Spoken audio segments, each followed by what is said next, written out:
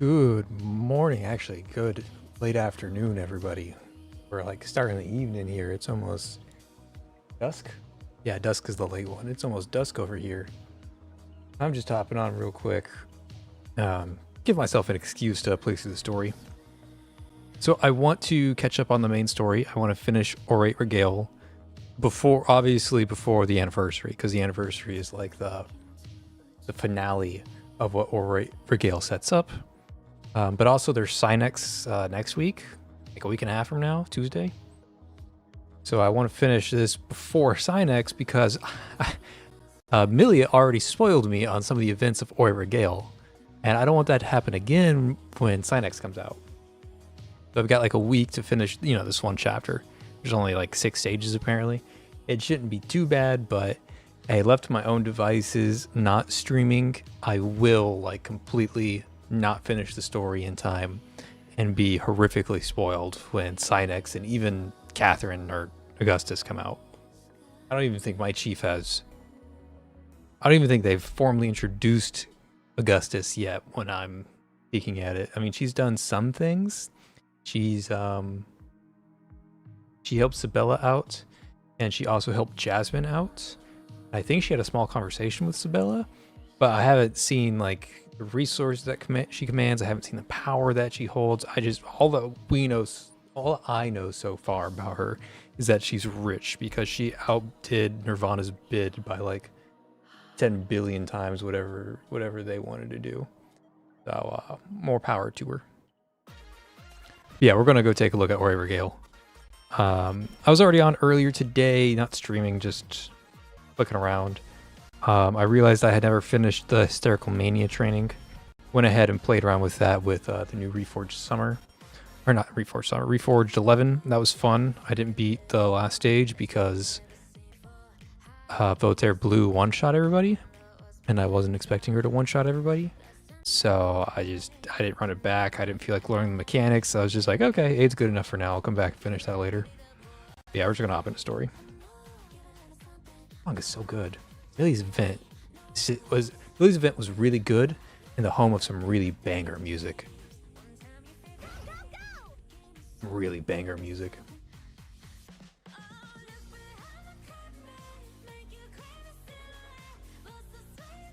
I am the whistle of Furor, watching for calamities, protecting the townspeople, and staying vigilant against this city's spies. However, around August of last year, I found something unbelievable on the body of a dead this city spy. Okay, the inheritance. Yep, they've been building up towards that since Corrin. But the deeper I delved, the more terrified I felt. Even though I couldn't fully comprehend everything in the report, one truth became clear. I know that we're getting the Necrestia Hela, so like something's happening with Hela. I wonder if she's going to get the inheritance. But the Legion is the one hunting the inheritance, and Zoya was the first one to have like a true interaction with the inheritance. So I'm wondering if the inheritance is what caused the like disfiguration that Zoya now has, and that's why Hela also gets the disfiguration. Or if they're like building it up to a Zoya altar or reforged or something like that. Like, I want to see where they're going with it and see like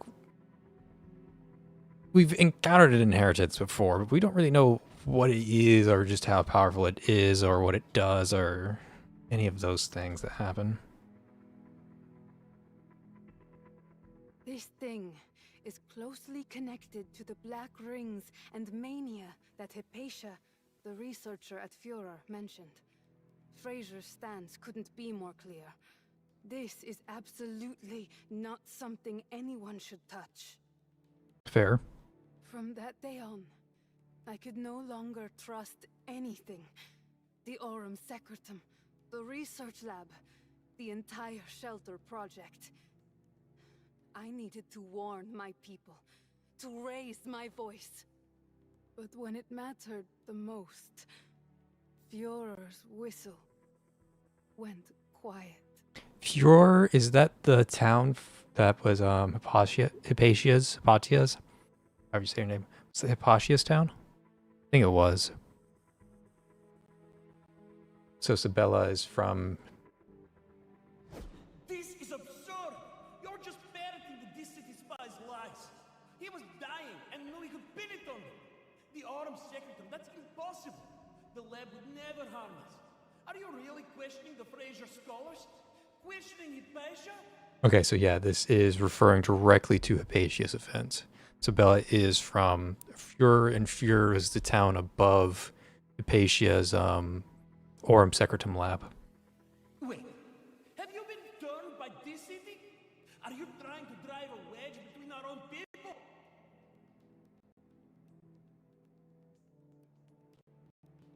I'm sorry. It's classified research. I wish I could tell you more. But please, believe me. I'm doing everything I can to find a way. I swear I'll protect Führer. God, I love Hypatia. I'm so glad that we're getting Kilda to make Hypatia useful again. And by again, I mean, you had her one Dark Zone buff, like, season, and that was it. Leave it to me. I've done business runs to this city before and worked with a convoy from the West District there. They're solid people. Their leader is reliable and actually knows a Black Ring expert. Could be just the person you need. Anyway, I'll head out now and see what people make of this photo. If there really is something off, I'll come back as soon as I can. Once we have more proof, everyone will believe you.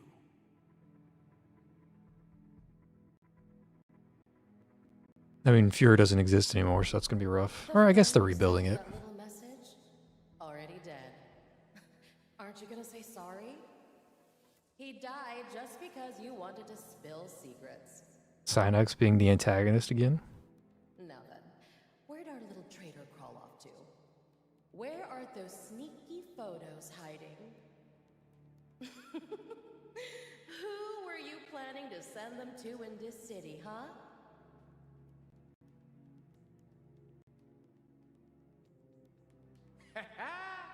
Look at this one, an outland bum actually coming to the Great Expo begging for scraps? Where'd you even crawl out from? How are you out here all by yourself? You really came all this way without a single penny? Yeah, we sell you to cover the gas money. Wow, there's gas money in Path to Nowhere. Wow. Sounds like you've got a history with the Campbells. Spill it all. Depending on what I hear, I might help you. Or toss you back to the sandworms. Your call. Okay, I am in love with her VA. Her voice actress is amazing. I'm so excited for Augustus, Catherine, whatever you want to call her. The woman in red. So excited. Of course, you could also show me how fast those legs can carry you. Just try not to die too fast.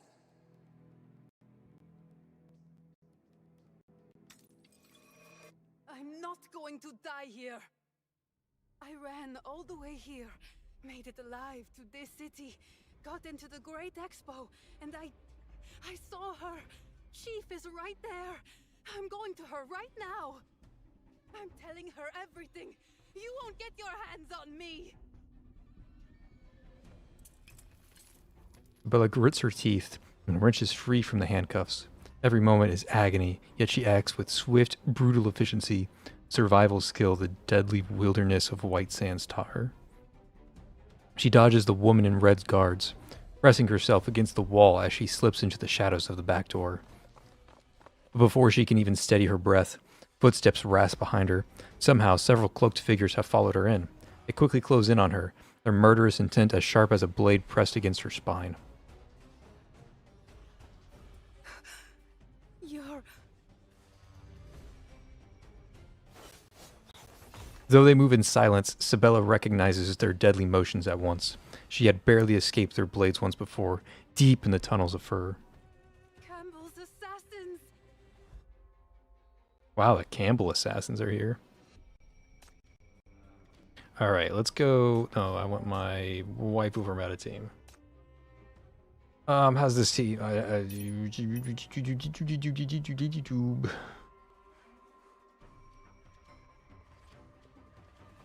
Yeah, it's fine. These six will work. Where are they coming from? They come. Oh, so they all just go straight down the middle. I mean, this is a great place for corn. Just slap corn on the stage and call it a day, really. But no, I'm having too much fun with why do they even have these side lanes if nobody's gonna go there? It gives me a thought that they're gonna like airdrop people down the sides. I mean, I kind of want to run Corrin just because it would be really fun to like shoot a billion things down the line. But I also really want to play with all these people. I guess Hipposhia is the one I'm like least likely to play around with. So I'll just put Corrin down there and call it a day. And then we throw out Stargazer orbs. And if anything can survive Stargazer and random yellow 11 hands, then Corrin will shoot down the middle. Okay, they've got some sort of stealth or rage mechanic going on. I can see the, like, the little red aura. Didn't read what they do, but I can see the red aura all the same. Corrin's so fun, man. AFA, good to see you again.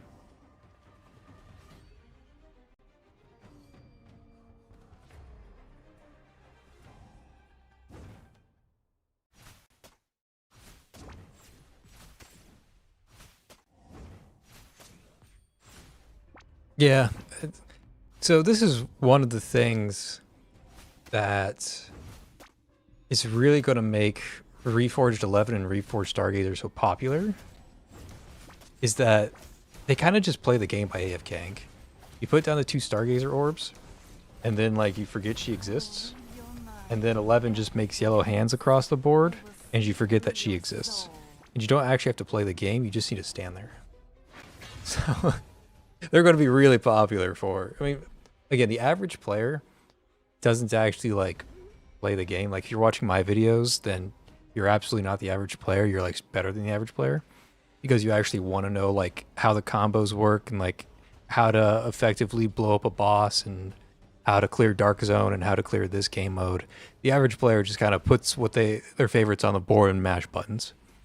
And for those type of players... Reforged Stargazer and Reforged 11 are very good because you don't actually have to play the game. They'll just play the game for you. They got some spice to make it so when you do stuff, you get reward out of it, but they're good enough to just like sit back and AFK. You're halfway into the vehicle when you freeze. Somehow you catch a faint sound drifting behind you, carried on the wind from the direction of the Crystallia. Crystallia is like the main event hall that they're in, I think. Are you referring to how MBCC Chief spent a fortune at the Great Expo, all to acquire a center? Correction. It was a bribe received. Further correction. A gift received. You're so funny. Please rest assured, the most important opening day of the Great Expo has been concluded successfully. The FAC and plainclothes personnel are keeping watch on everything else. You can go back and take your rest for now. You smile and finally get into the vehicle. It is probably just your imagination. No, Sabella. There's so much hope for you, Sabella. I think this is the first look at Catherine that I've got. Not like obscured by the darkness. And this is the guy who was with Chief during Millie's event, or at least the same model. I'm not sure if it's the exact same dude or if it's just like this one model gets used for all of Catherine's aids. The woman in red returns, only to find that her guest she brought along, Isabella, has disappeared. Sorry, she managed to escape. We'll track her down as soon as possible. She bends down and picks the hemp rope left on the ground, the same one that had bound her guest. Now it lies frayed and broken, its coarse strands blotched by bloodstains. She feels a flicker of admiration.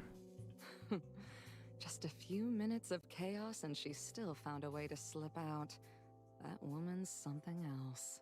Oh my god, the voice acting is just superb. Find her, but no need to bring her back.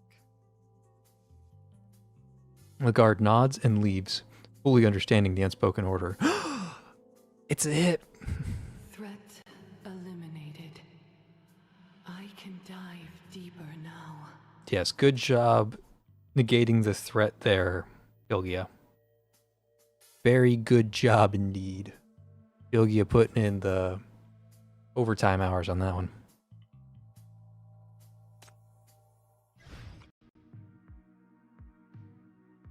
Okay, top row first. Recommended level 10, so this is just all story. No, there's 2 enemies. Stay behind me.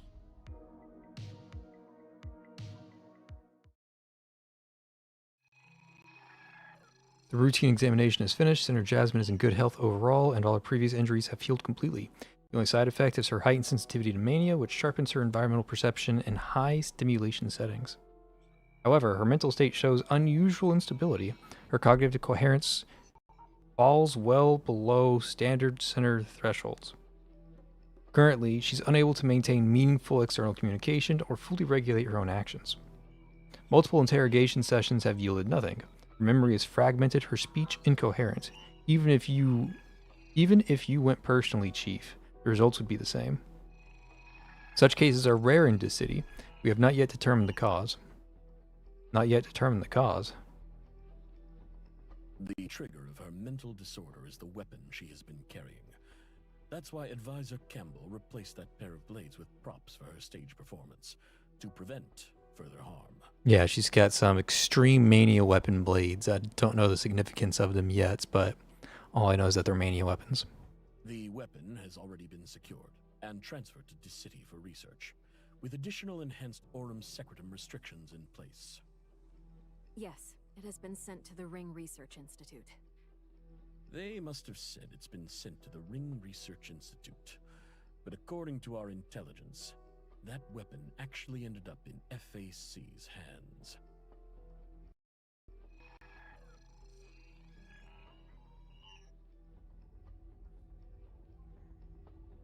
I'm not so easily tricked into questioning FAC, and I trust that all Alley departments will conduct a professional and fair investigation of that suspicious weapon, and will openly and honestly share all reports with me afterward. Understood. I will make your expectations clear to them. And find it somewhat amusing to tease Storl. When things come down, you plan to pry for more information. But for now, these Outlanders strike you as far more suspicious than anyone else. Jasmine isn't initially part of our delegation. We came across her in White Sands. Though her health was fragile, she was quite determined to accompany us to this city. I believe this city holds special significance for her. Her passion moved me deeply, so I extended the invitation myself. To think such an accident would follow. Fraser has poured so much effort into every detail. Dressing her up, teaching her to dance, placing her center stage at the Great Expo to draw everyone's attention. They couldn't have gone to such lengths just to sell her off at auction. If they went to all this trouble, the least I can do is play along and see what they're really after.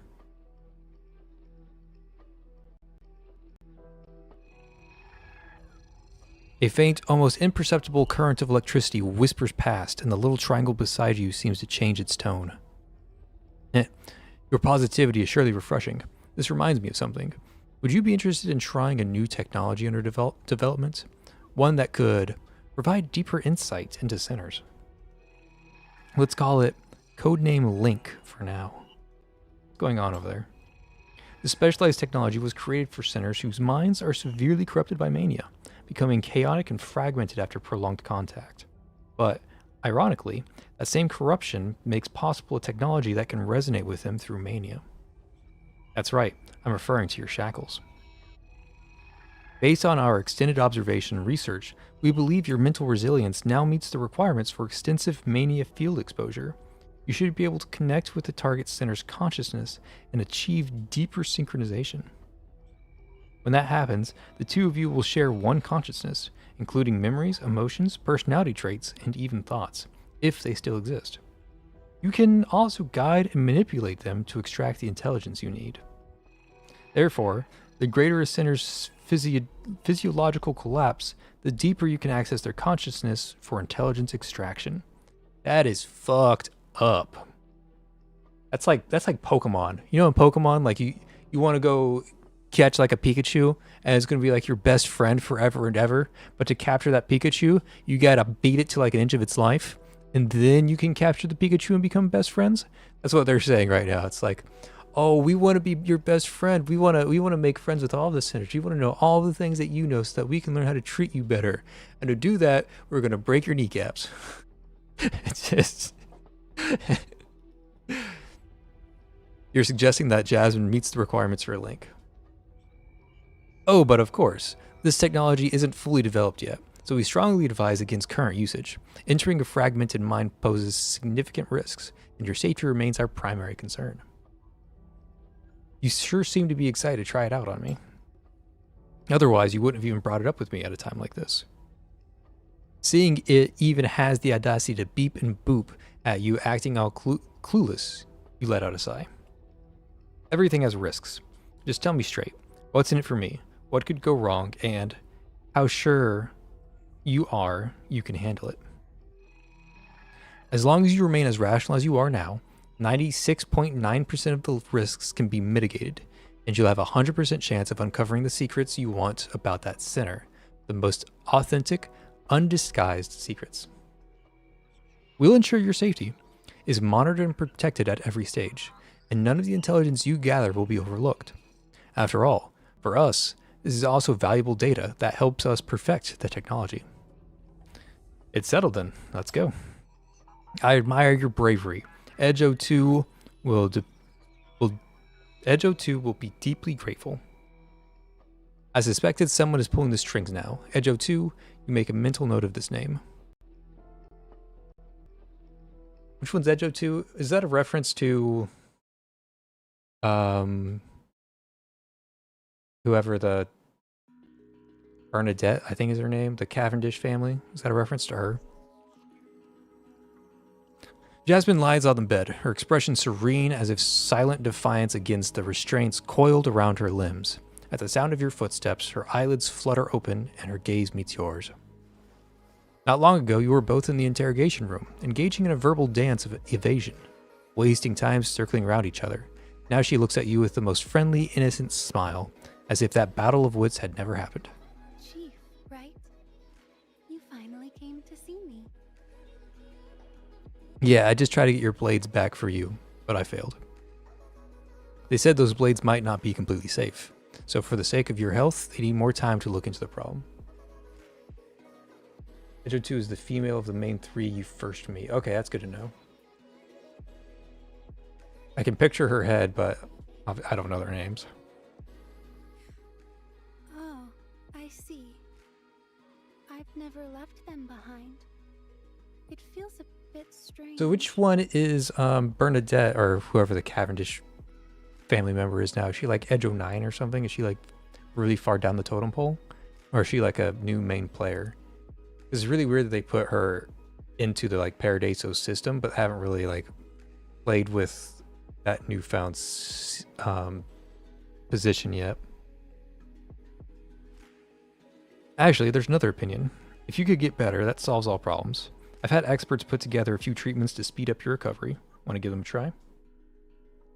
I'll go with you and stay by your side the whole time. You've got nothing to be afraid of. I see. I trust you. Many people say you're a good person. A very good person, actually. She takes your hand and gently rubs her cheek against your palm. Then, help me, please.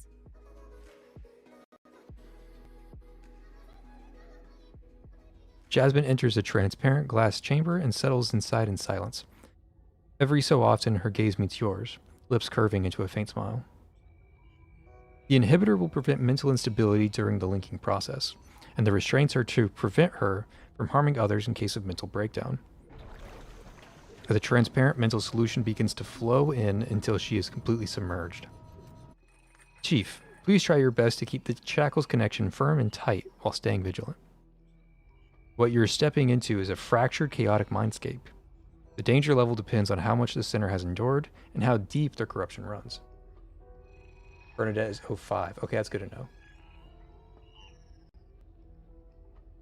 Well then, I wish you both a safe journey.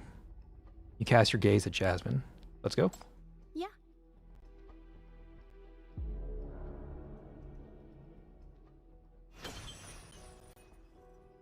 The world shatters before your eyes, plunging into darkness, only to release you moments later, as abruptly as you fell. These sentences are fucking with me.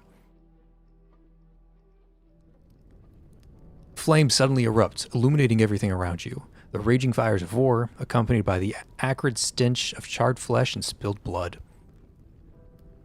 A silhouette slowly walks toward you. Are you Jasmine? No, it's not just one person. They don't answer you, but instead raise their hands. The glint of steel in their grip catches your eye. Blades and axes, weapons honed for slaughter, more distinct than the faces of these people themselves. Roaring, they charge toward you. No. Defeat the enemy core target. Okay, this is neat. Now I gotta learn what they do. Unable to view details. Okay, I have no idea what they do, but it's neat. Do you break cores? Do you... Oh, this is from that one mini game. Yeah, this is that one mini game where you defeat people and you blow up the bombs that they leave behind when you defeat somebody. Okay. Well, I'm glad I played that mini game before so I know what I'm doing, because they didn't provide any tutorial. They're just like, yep, you're doing it now.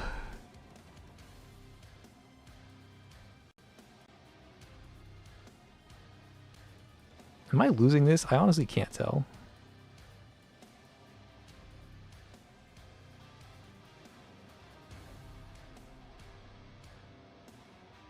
I think my Fury's lost. I don't remember if these are the Furies or the Umbras. But it looks like we win in the end. Again, no tutorials or anything. They just drop you in that and hope that you know what you're doing. It's kind of wild.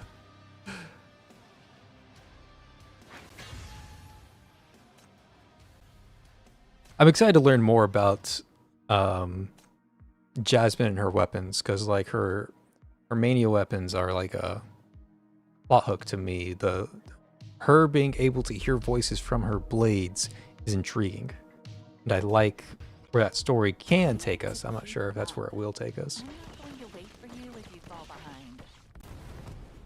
The chaotic hatred does not overcome you. In an instant, the furious mob charging you is obliterated, struck mid-stride by artillery shells. Right before your eyes, right above your head, they are shattered, pierced, engulfed in flames. Their bodies have melted in grotesque pulp and splattered. You sit on the ground, gasping for breath, your body trembling as the world thrums around you. For a moment, you mistake it for the hammering of your own heart. But no, it's the ground itself trembling beneath you.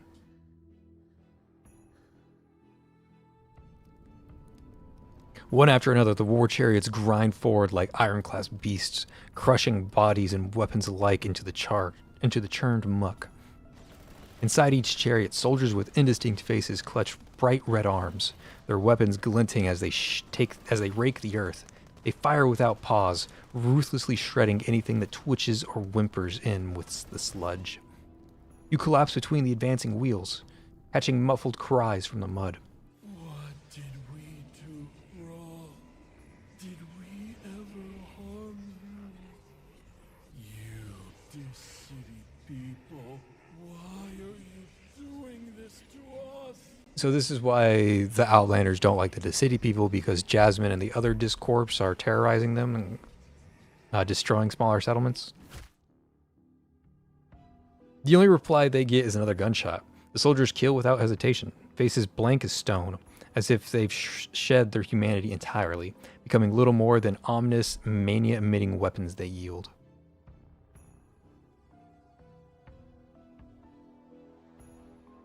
But the war is far from over. Before a roaring bonfire, a soldier drives his bayonet downward, stabbing again and again into a small heap of remains, each thrust mechanical, relentless. Then, without warning, his blade sinks deep and won't pull free. An instant later, the soldier is yanked forward, swallowed whole by the muck. A stifled grasp then follows. Gasp, then silence follows. But then the bayonet resurfaces. It darts across the battlefield now, swift as a viper, piercing soldier after soldier, armed with the same deadly steel. Only if you strain your eyes can you glimpse the petite shadow wielding the glowing weapon.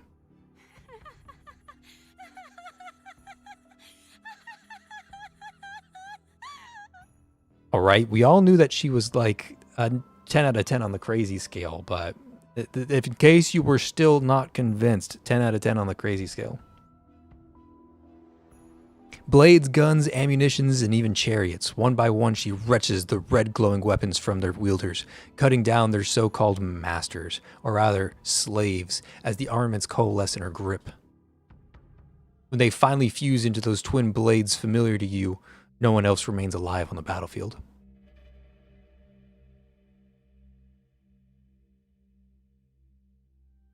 Only a ghost slinger now, her skin a lattice of blood-red scars. It's over, right? It's all over now, right? I've killed them all. But why? The fires won't die out. The gunshots keep coming. Why isn't anyone waking up?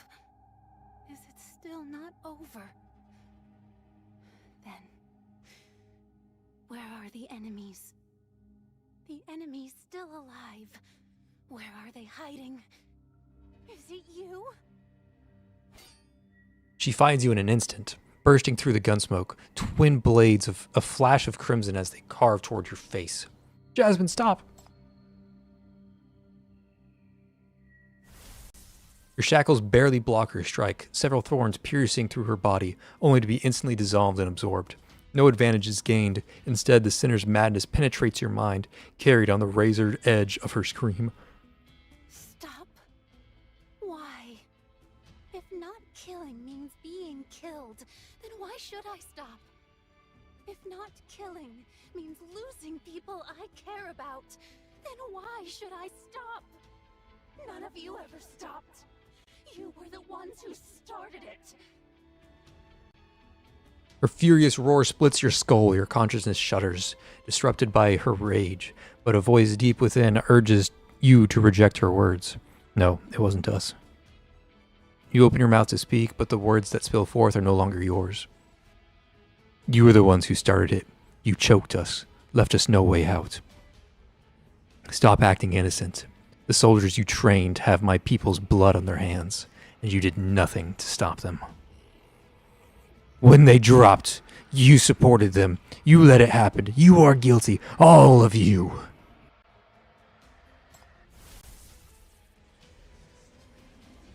Not true. Not true. What is not true? You are not our enemy? Your words cut short as something coils around your ankles. Your gaze snaps downward, and there you find the eyes adrift in a sea of blood. Eyes that refuse to close even in death, staring directly at you. Die with us. Then you won't be an enemy. As long as you live, you are our enemy. This is what war is like. This is the war you taught me.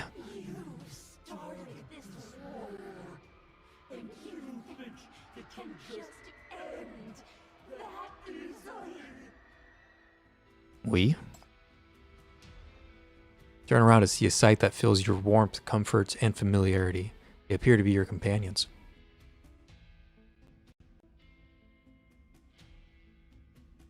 It's a real army.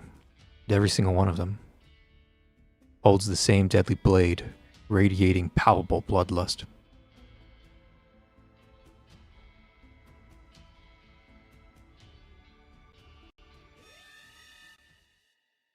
In the laboratory, alarms blare as everyone scrambles into action, holding their breath with a cold sweat streaming down their faces. Resonance levels have exceeded the danger threshold. Increase the inhibitor dosage, weaken the shackles, and if possible, sever the connection again. Chief's condition is on the verge of losing control. Hold her back. If Shepard 13 still can't wake up in 15 minutes, proceed with final measures. Activate containment protocols to protect Chief and execute Jasmine simultaneously to prevent contamination residue. This contamination is beyond anything an S-Class center could yield. What's truly tearing through her mind is the cold, rational triangle commands the scene, but beyond its mechanical gaze, more eyes are watching as everything unfolds. Okay, so this is this is Edge 02 that we're talking about. It's certainly not those petty nobles from Frasier. What will ultimately break this center? I'm afraid they're just as curious about the experiment results as we are. Stay calm, Chief. I know you can do this. Try to keep your clear head and find the voice you truly believe in. The answer is there. Okay, more of this. Don't actually play the game nonsense.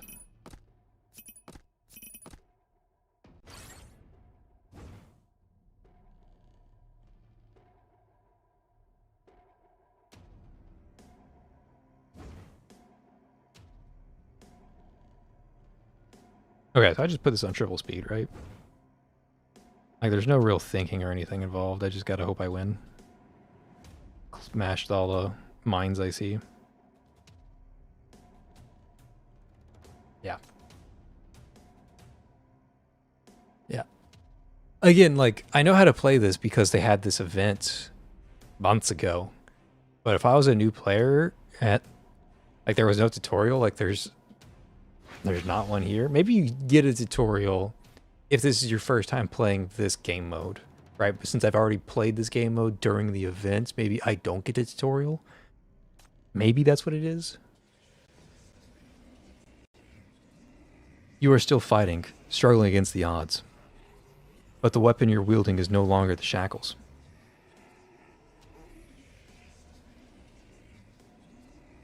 That's really nice art right there. In your hands, you now grip a pair of crimson blades. That is really cool art. I like that. The battlefield shows no mercy. Anyone could be the one to kill you. If you don't kill them, they'll kill you. If they don't kill you, they can't survive. Shut up. The voice from the deadly blades in your hands coils around you. Glory, shame, hatred, profit, lies, justice. Anything can lead to war, yet everything loses its meaning on the battlefield. The only truth in war is slaughter, and only victory can honor the sacrifices made. Begging for peace in hell gets you nothing but trampled. The only way to earn it is to embrace the battlefield. No, that's not right. You struggle against it, but the weapon in your grip refuses to stop. It pulls you into a vast, unthinking army where you no longer have to face yourself. Here, every soldier hears the same voice, marches in lockstep, their spectral figures moving as one. They rally beneath a single banner, and you see it all with terrible clarity. Even in its distorted form, you recognize it. That's the flag of the city. Kill, kill, kill. For yourself, for those you love, even for peace. Kill them. Let their skulls become vessels of your triumph, offering to the heavens. This is the only purpose the enemy serves. The enemy is war's one undeniable truth. Shut up. Someone covers your ears. Shh. It's all right now. Don't listen to that voice. It's dangerous.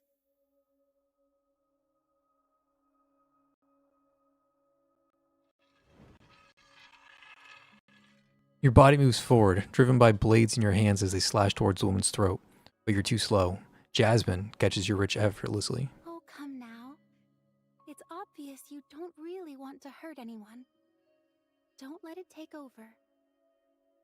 Just relax your grip slowly. I know you are strong enough to fight it. You've totally got this. There you go. Just loosen your grip. Let me help you toss it away. She takes the blades from your hands and hurls them far away. All done. Now, let's get you back where you belong. This place is just dreadful for you, isn't it? But don't worry. You can trust me. Those things cannot control me. After all, I am the master of this world. She speaks with pride, indifferent to the churning sludge gnawing madly at her bare feet. Or perhaps she simply doesn't care. Jasmine links her arm through yours as you both navigate through a battlefield shrouded in gunsmoke. Are you Jasmine? No, this isn't her. No matter how similar they look, the girl in front of you is human. Her gaze meets yours as an equal, but the Jasmine outside, however she disguises herself, she always looks at you like a beast eyeing a human. The person before you is whole, complete. She is not the Jasmine you know. Before you can ask anything more, gunfire erupts all around. Bullets rain down at your feet, sending your nerves into overdrive and twisting a knot into your guts. Yet despite the chaos, she gives your hand a reassuring pat. Don't be afraid. Turn your mind away from the guns and bullets. Just imagine me dancing and listen again. Don't they sound like drums now? Da, da, da da da. A perfect little rhythm for my dance. Wow. She's, extra insane. Every year, we celebrate the harvest season. I'm the best dancer around, the star of the celebration. Everyone comes to my performance, cheering for me. The details? I'll tell you little by little. Just picture it in your head, and you won't be afraid anymore. And so she speaks to you, softly, as if the flames were never meant to burn houses and fields, only to light bonfires and candles, to roast sizzling delicacies, to kindle the glow of a heartful feast. She says bullets and arrows need not take lives. Instead, the targets woven with flowers by young maidens stand tall in the distance, waiting to be struck, pierce the red bullseye at the heart, and one might just win true love. She says parade floats loom as massive as tanks in her homeland, bearing scarecrows through the fields. Villagers line in the paths in joyous celebration, praying for gentle rains, for heavy sheaths of grain, for health and prosperity. Look! You glance up to see a massive artillery shell hurled toward you. With a mere point of her finger, it explodes midair, blooming into dazzling fireworks that erupt across the sky. Darkness shatters into radiating light. The weight of fear dispelled, terrified screams, now joyous cheers. At this moment, your mind clears, and you see a lightless river stretch beneath your feet. It forms a boundary, a divide. Beyond it lies a vast and silent shore, untouched by the chaos and confusion of this side. That is where you belong. Jasmine watches you, her gaze gradually softening. Looks like everything's Oh shit. fine now. You guys saw nothing. And next time, maybe don't wander in here so carelessly, okay?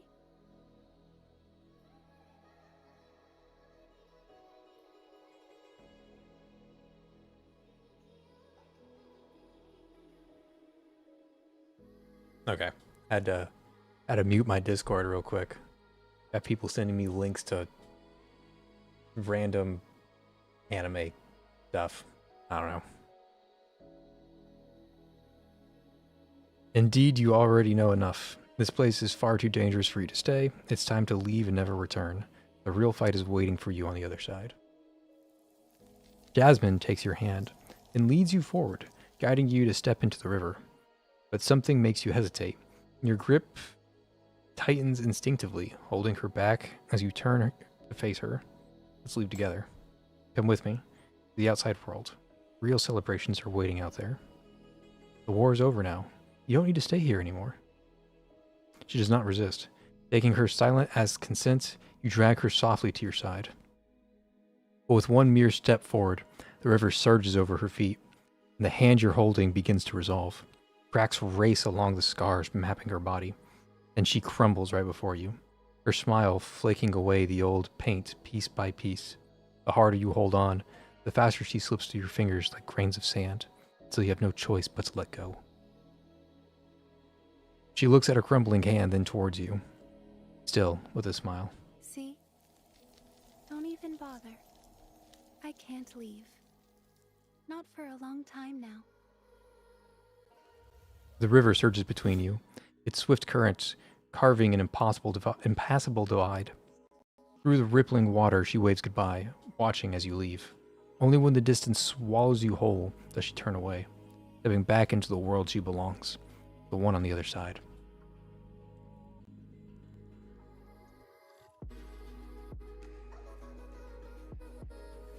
Across the river, you see the village engulfed in flames. Amidst the hellish inferno, the long dead stir, twisting, rising one by one. And then they begin to sing. Ah, we've hit the jackpot, you little wretches.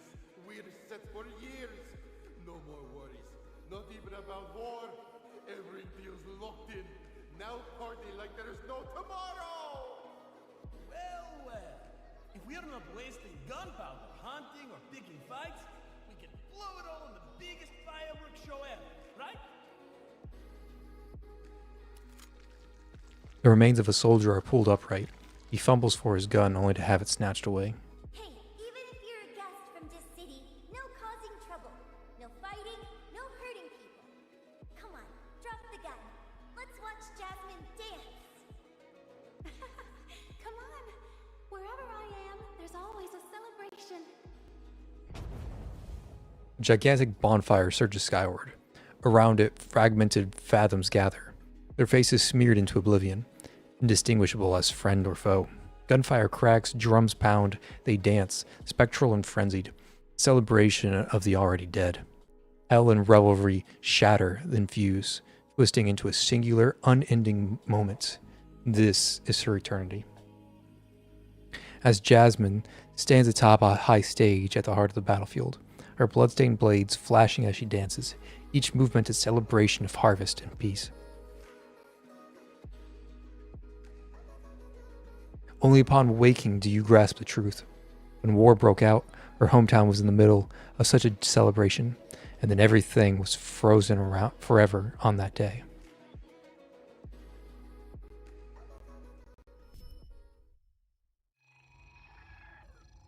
Only 3 minutes and 21 seconds left.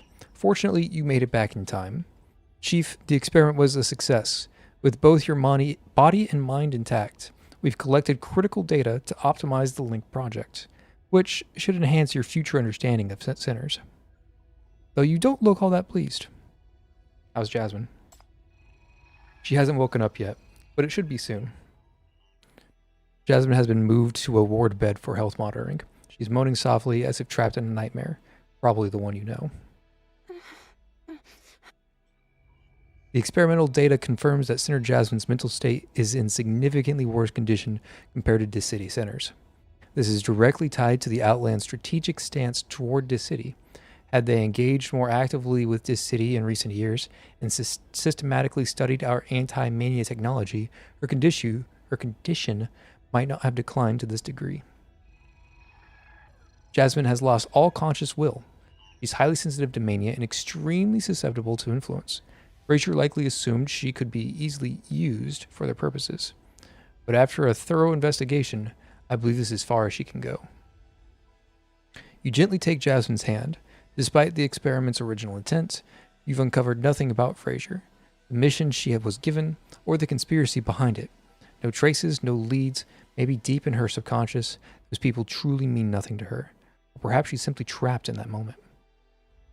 But for you, it's different. The image of her hand dissolving still lingers in your mind, and the fractured battlefield from your dream haunts you just as vividly. Frazier's conspiracy is no longer the only mystery driving you forward. Now there are even more questions demanding answers. I may know why Frazier sent her here. In her memories, I saw an army, one flying Dis City's flags.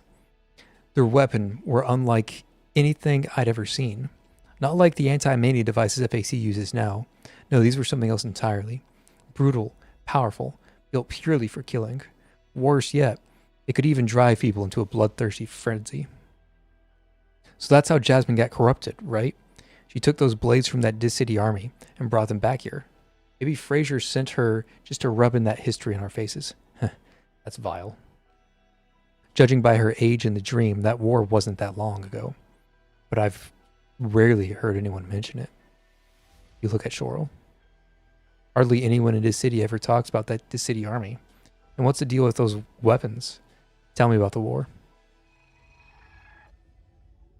Or is it something I'm not supposed to know? Approval complete. Edge has granted you exclusive access to this information. However, it may not be appropriate for me to be the one to explain. Please wait a moment, Chief. After a series of electronic beeps, there's a knock at the door. Your adjutant appears in the doorway with a grave expression. Chief. Nightingale? When are we going to get Nightingale as a center? When is that happening? Is that like Anniversary 4 stuff instead of Anniversary 3? By the way, in the middle of that, I realized that I had never finished the Phantasm stages, so we're going to go finish the Phantasm stages real quick. For those who don't know anything about the Phantasm stages, the items I'm using are just all healing stuff. So I'm bringing like 3 or 4 healers and some tanks. And we should just be able to like AFK clear everything because healing does damage. Yep, I've got Rahu, a core breaker, and 4 healers. So that's what we're doing. No crime brands on Jasmine, it doesn't matter. Yeah, give me some movement.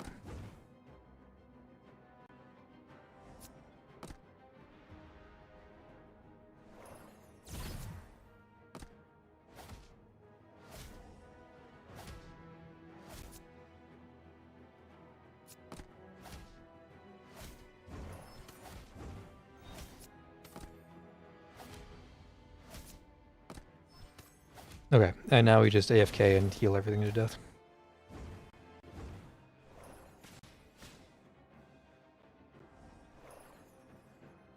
Phantasm stages are pretty easy. Again, I don't know why they bothered making this like a movement-based Phantasm event. Like even the crime brands that you get from this event, they're all movement-based. And then like in the middle of this event, it's just like, you can just ignore the movement and heal if you want to. It's super weird that they just did like a complete 180 on it. Hey, I'm not complaining. The healing vibe is very laid back, you could say.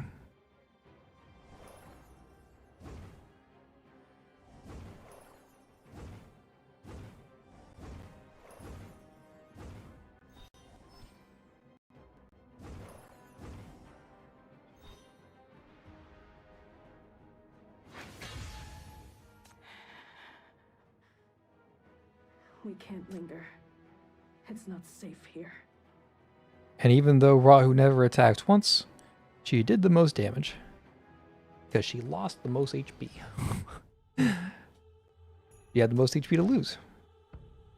All right, Millie. Don't be nervous. Time to put on your best show. Yeah, Jasmine doesn't need crime brands. Oh, sneaky.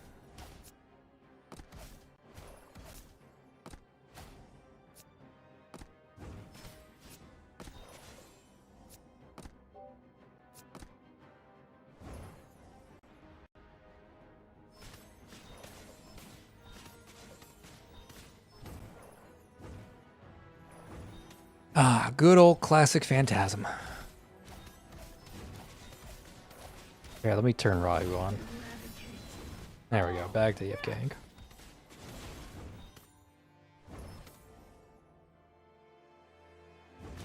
Okay, I'll put Jasmine over there too. I'll block this last path.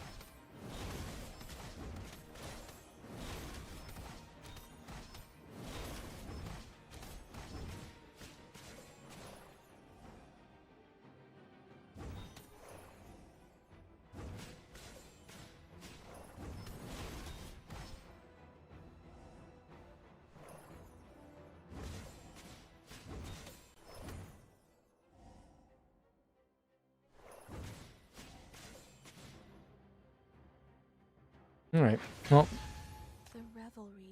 if you guys are struggling on Phantasm, just run these 4 items, and you can AFK through it. If you have healers. Obviously you need healers to use the healing items. I heard you. No But resource this time, I promise.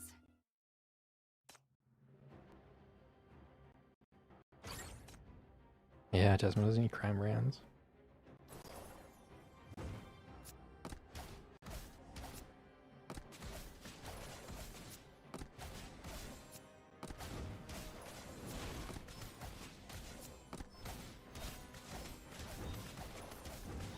Oh, these guys are actually tanky. I almost need to do something. I'll turn Rahu on just for fun.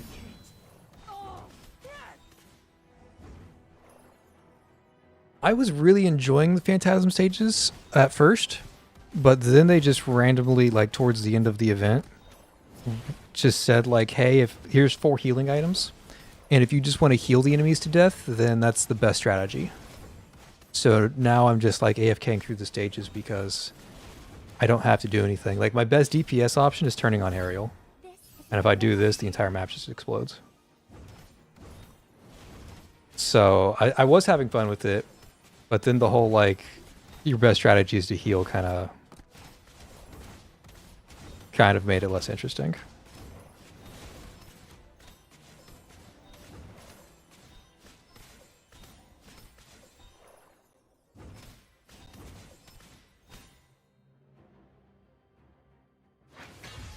The revelry is over. Rest in peace. I will take.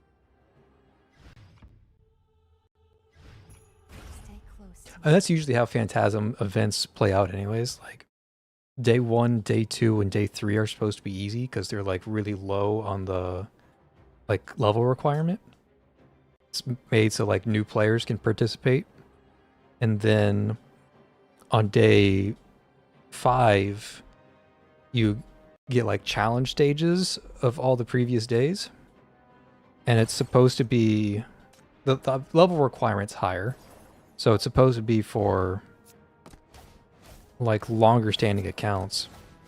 But the problem there is by then you have like really strong item combos. And the really strong item combo kind of plays the game for you. I don't know, I just wish I had more agency. Is probably the best way to say it.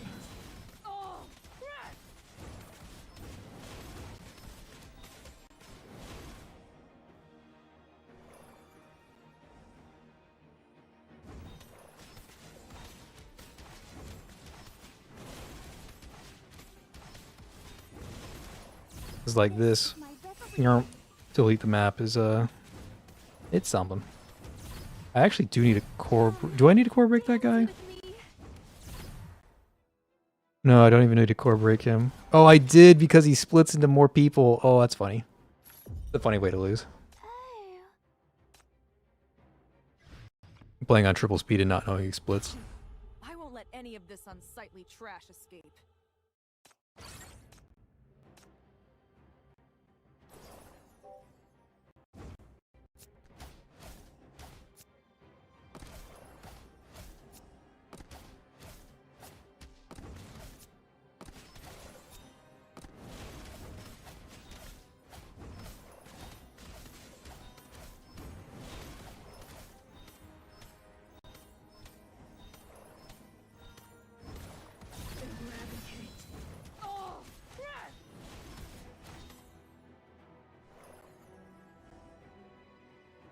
Okay, I'm gonna preemptively put Rahu in the back and cover this spot with Shen. Heal these guys to death real quick.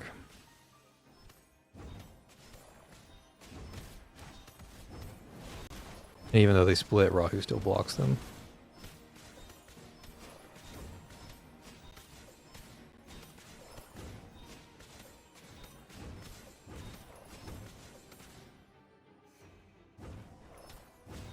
Heal these guys to death.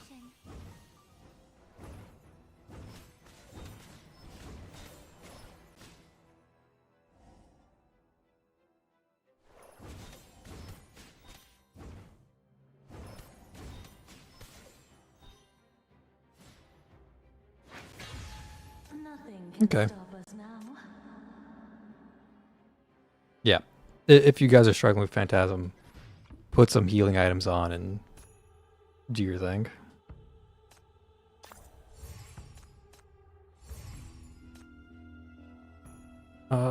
Exchange, is there anything else in the store? I already got the crime brands. I guess there's map boxes. You can never get enough map boxes.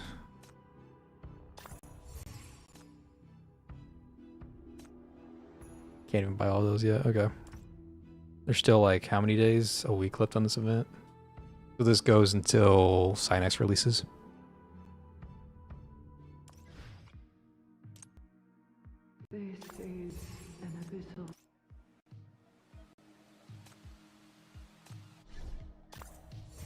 So many things to claim. Wow. Okay. Still 11 more story bits to Tori Regale. The question was, do you think any of the new crime brands have any use? Yes, but you won't see me using them, and you won't see me recommending them.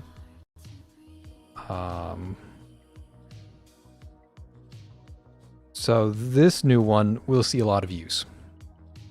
The most recent center who has moved gains a 12% magic damage boost.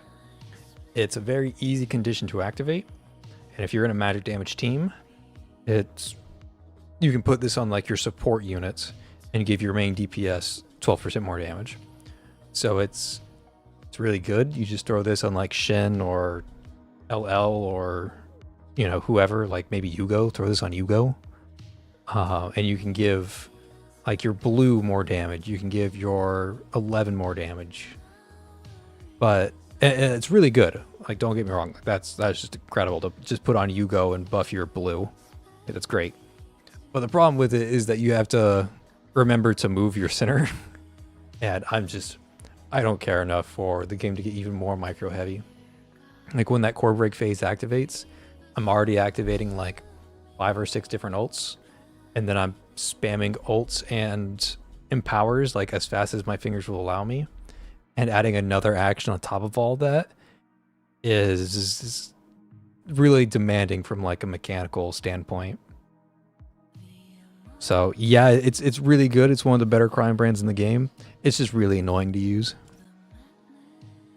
If you compare it to like Illusory Ache, you just get it by doing your normal game pattern. Like you're not doing anything different because you have Illusory Ache. You're just doing what you did more. But with the new crime brand, you're changing how you play the game. It's very, very slightly, right? You move a center once and you're done. But remembering which center to move and remembering that like every time you move a different center, you got to move the other one again. It just becomes a lot to keep track of. And it's worth it if you're min-maxing, but I don't care enough for it. Okay, back to story.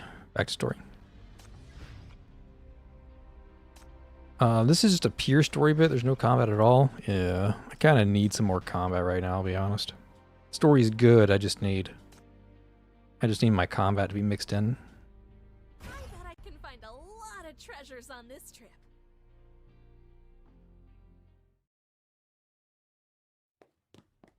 As the only thought burning through Sybilla's mind, she tears forward, the sting of her wounds lost beneath the rush of adrenaline.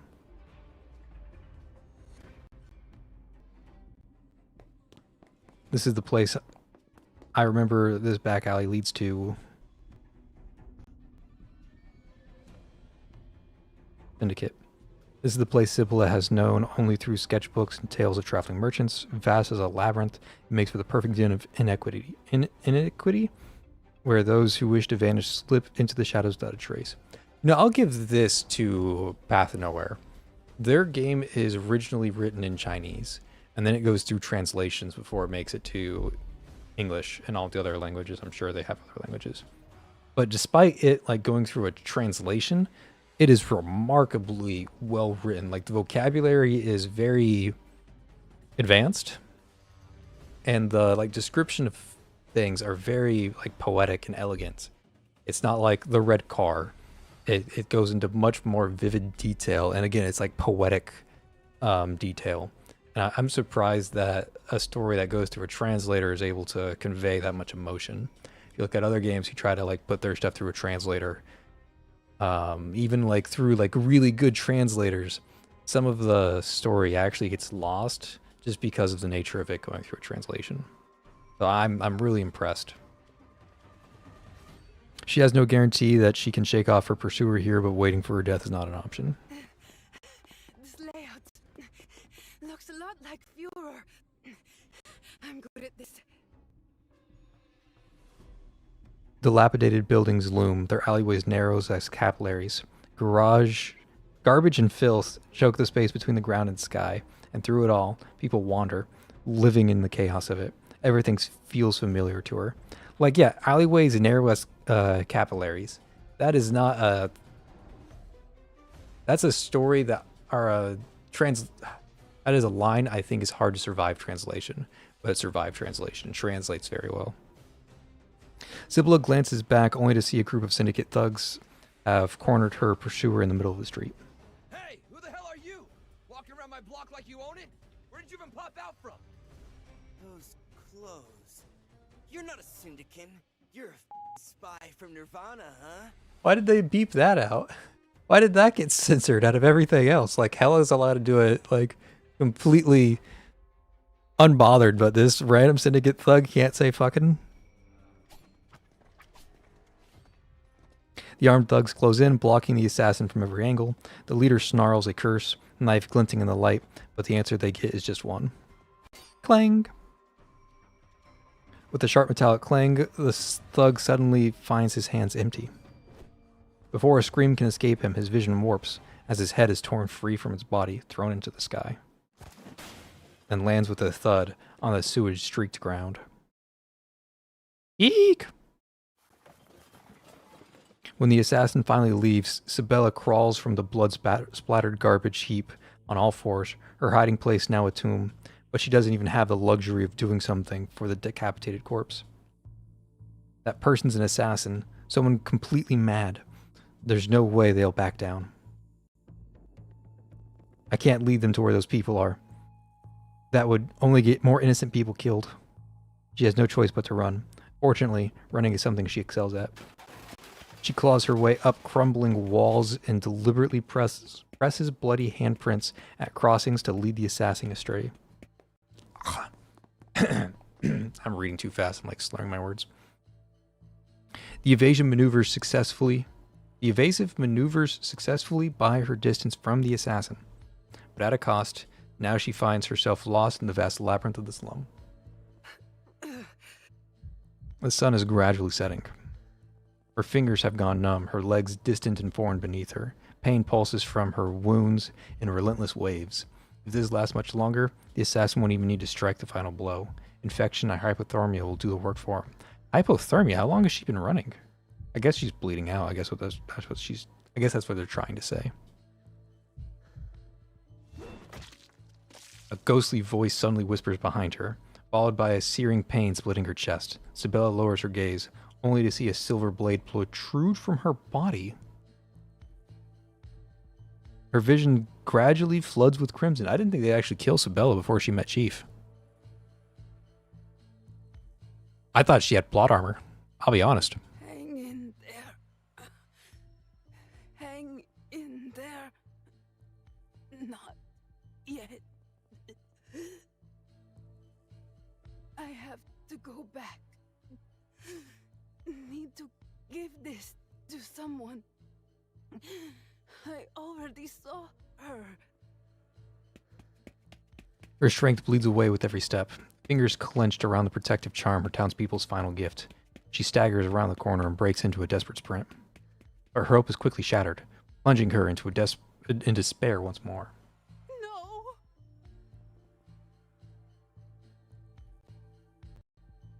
Before her stands a solid brick wall.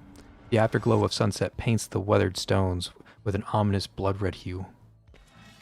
Behind her, she hears the footsteps of death. Yay, we get to play the game. Okay, so I can tell from YouTube stats, just like occasionally glancing over, people do not like watching story. Whether that's because they don't like watching story, or because they haven't gotten this far in the story and don't want spoilers, I couldn't tell you.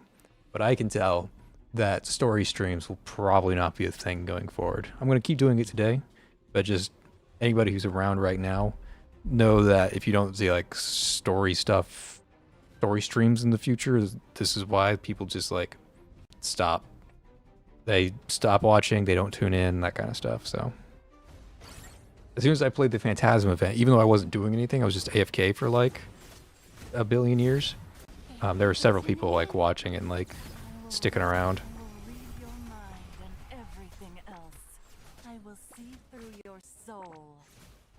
Crazy. This duo is crazy.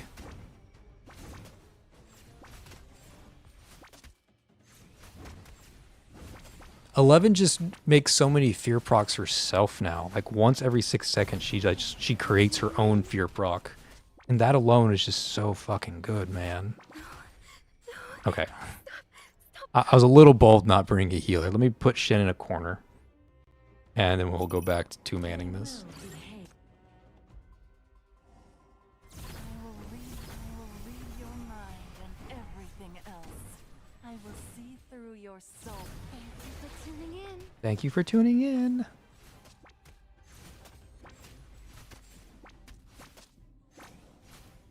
Crazy.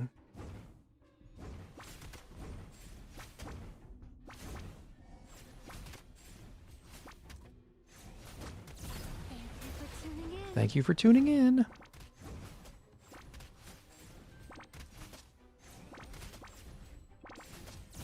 Thank you for tuning in.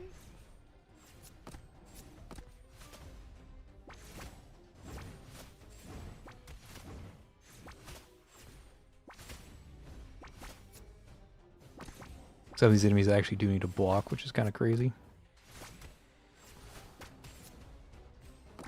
Means I have to actually play the game. Listen to its whispers.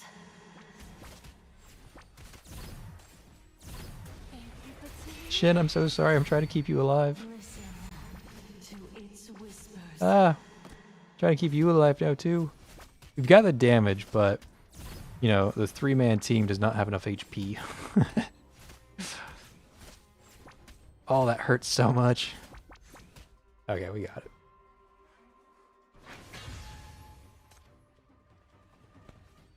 it. That's a dead end. After tracking through the maze-like slums for most of the day, you guys finally cornered the woman in the dead end. Most of the day, wow. Okay, no wonder they're talking about hypothermia. The dark shadow quietly slows her pace at the entrance. Peering into the alley, she sees the woman at the dead end, standing frozen in place. There appears to be no struggle left in her. Concealed in the shadows between buildings, she silently approaches her targets. Just 2 meters away, pounces like a leopard, driving her blade downward toward the chest of the cloaked woman. But her blade meets no resistance. None of the jarring halt of flesh or the gritty clack of bone. Sensing something is wrong, the shadow yanks the cloak away, only to discover nothing beneath. The owner has long since vanished without a trace.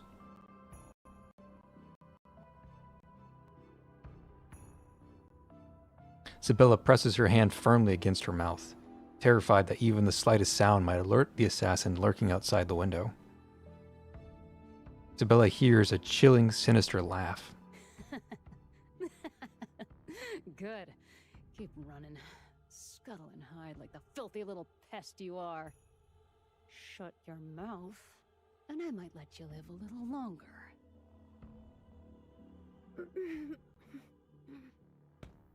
She doesn't dare move, not an inch.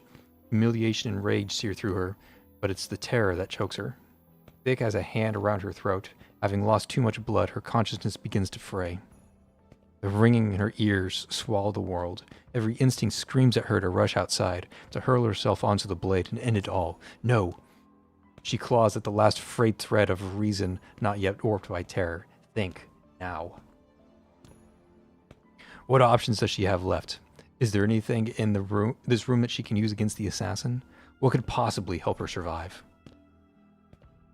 The footsteps draw nearer, closer, louder, until Sibilla sees it.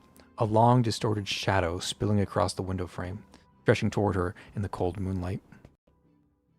What the fuck?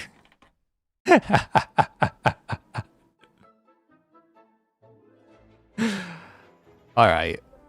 I mean, I knew this scene existed. It was in the... what do they call them? The loading screens. The... Mementos? Whatever they're called. I knew the scene existed because of those screenshots. But I didn't expect to see it here, I'll be honest. Not when they're, like, teasing that Sibilla might actually not have plot armor.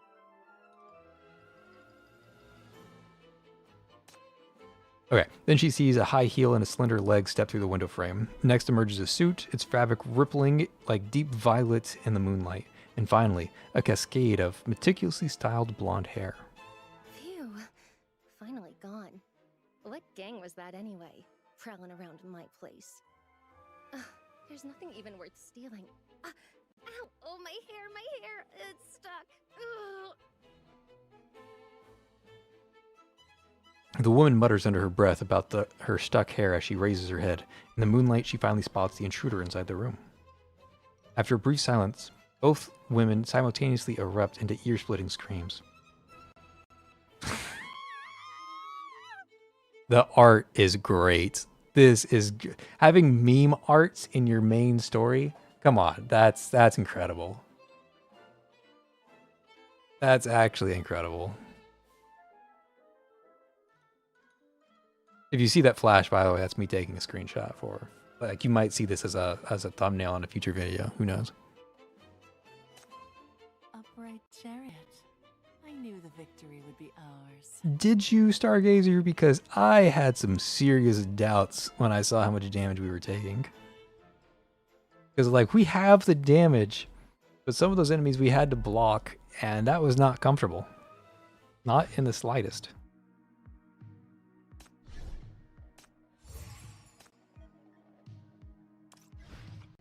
Is there any other, like, pure combat stuff we can do? We finished the EX stages, so that's out of the question. I guess we could go back to some of the old EX stages and see how well Reforged 11 holds up there. That could be fun. Like, what if we go back to EX6 stages? Oh, this stage sucked. Yeah, this is when I cleared this when 0 released. And you had, like, 6 movement, but the whale's whole thing here was that you had to keep moving. Yeah, that stage sucked. That's all I remember. Did a lot of these with 0. And actually, I think I did all of them with 0. This is a necessary process.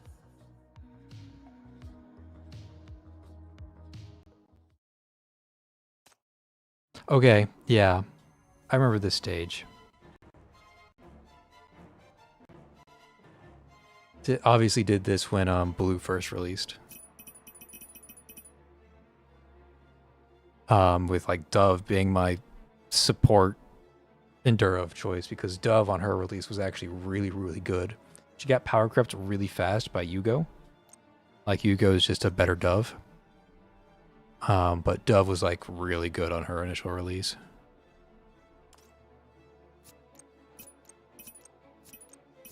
Okay, let's bring in the Reforged 11 team. I forget what the conditions here are.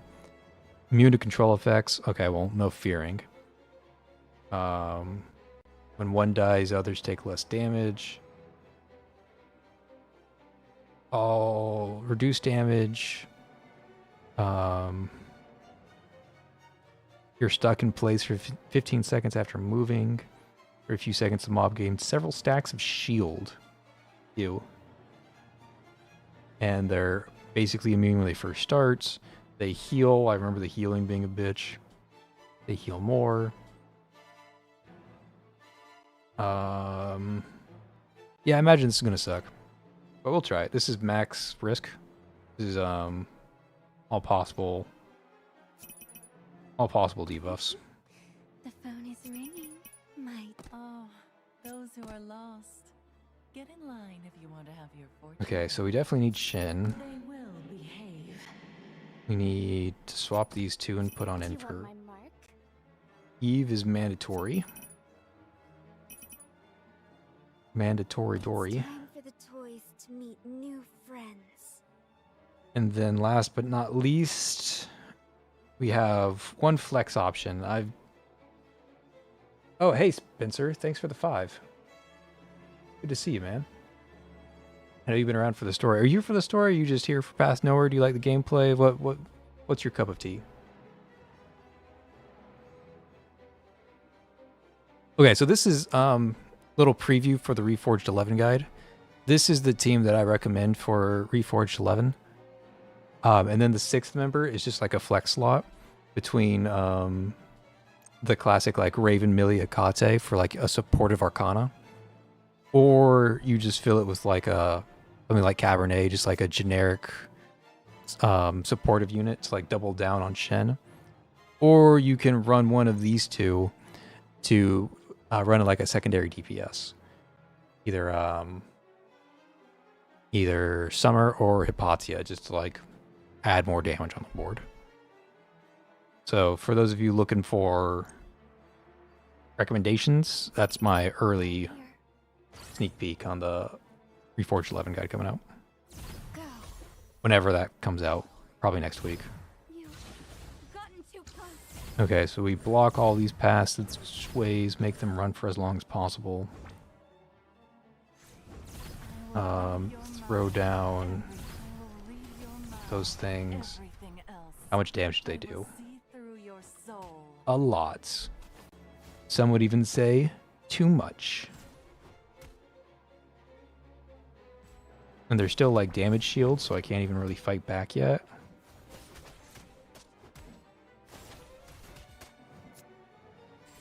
Yeah. I'm way too far forward. I need to drag them out even further. Oh, I guess I still hurt them, actually. Okay, that was a lot of damage. Okay, let's take this moment to get out as many hands as we can. This is where we're fighting. This is where we're fighting.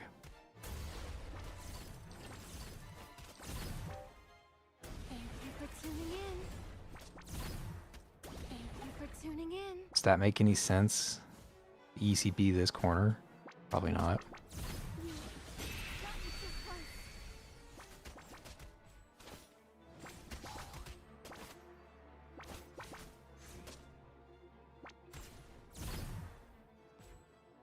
I will read your mind and everything else. I will see through your soul. Okay, reposition that real quick because it was in a weird spot. This thing's gonna die if I put it here. Go. But I put it there anyways.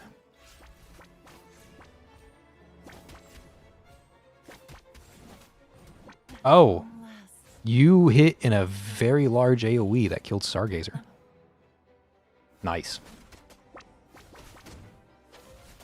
I will give it to you. Did not see that one coming.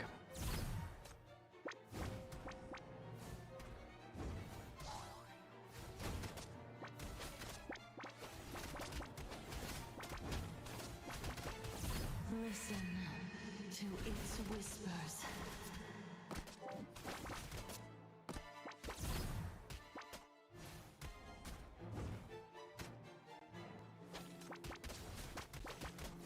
Face your fear. Listen. Thank you for tuning in.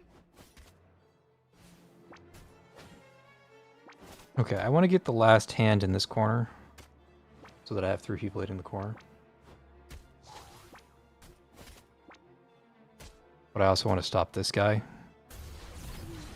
from reaching that corner. So I have like too many things I'm trying to do.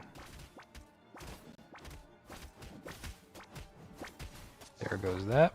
Replace it with the Jack-in-the-Box. Try to tank with the disposable summons rather than Nightmare, which is like a one-time use sort of deal. Also, it stuns and damages Zakate when that goes off. So if I can prevent that, I will. I'm slowly losing my hands. I do have like a really high level 11, so those hands stick around for a while, but not forever. That's where he whirlpools. That's super awkward. Thank you for tuning in. Oh, because 2 block. He's a 2 block unit. Makes sense, makes sense.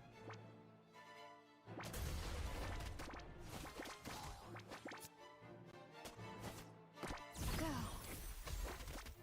Try to keep Nightmare alive. Wow, Reforged 11 does so much damage. Got 4 hands out. Okay, so I don't want to disrupt that. I'm gonna wait for him to walk here, because if he's on this tile, I have 4 hands hitting him. And now that those two do a little squid butt attack, now I can go ahead and break him. Now he's being hit by all 4 hands and dies really fast. If I use that up here, I'd only have 2 hands hitting him. So the damage would have been much lower. It's a shame I lost Stargazer, but honestly, she still did her job. too close. Okay, that's awkward. I was gonna use Kate here. Now there's a lot of cores I need to deal with very suddenly. So I'll probably end up blowing in for ECV. Fear head on. Listen to its whisper. Thank you for tuning in. Just pop him and then pop that there.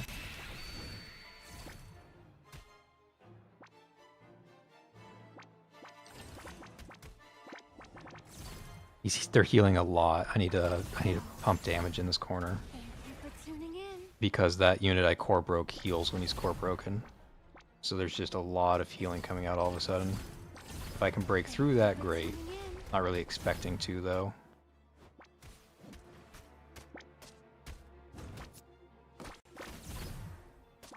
Okay, it looks like I broke through the healing, and now I just have to actually defeat all those guys. I'm slowly doing at the cost of losing every summon in the world. Oh, Akate's stunned. It would be nice to have Akate right now.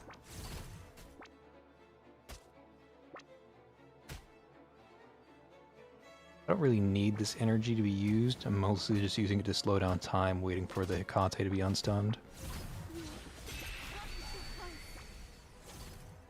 And now I can use this to core break the other guy. And it looks like that's the stage. There's like one more enemy spawning, but these two guys are just going to fall over.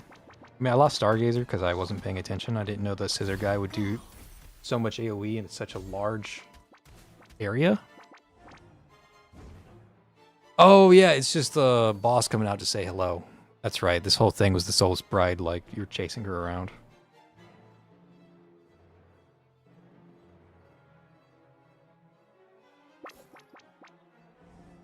Wow, that was incredibly easy. First timing, EX6 2 at max risk. Even when I lost Stargazer, she was still doing her job because her summons were still on the board. Wow, just incredibly easy.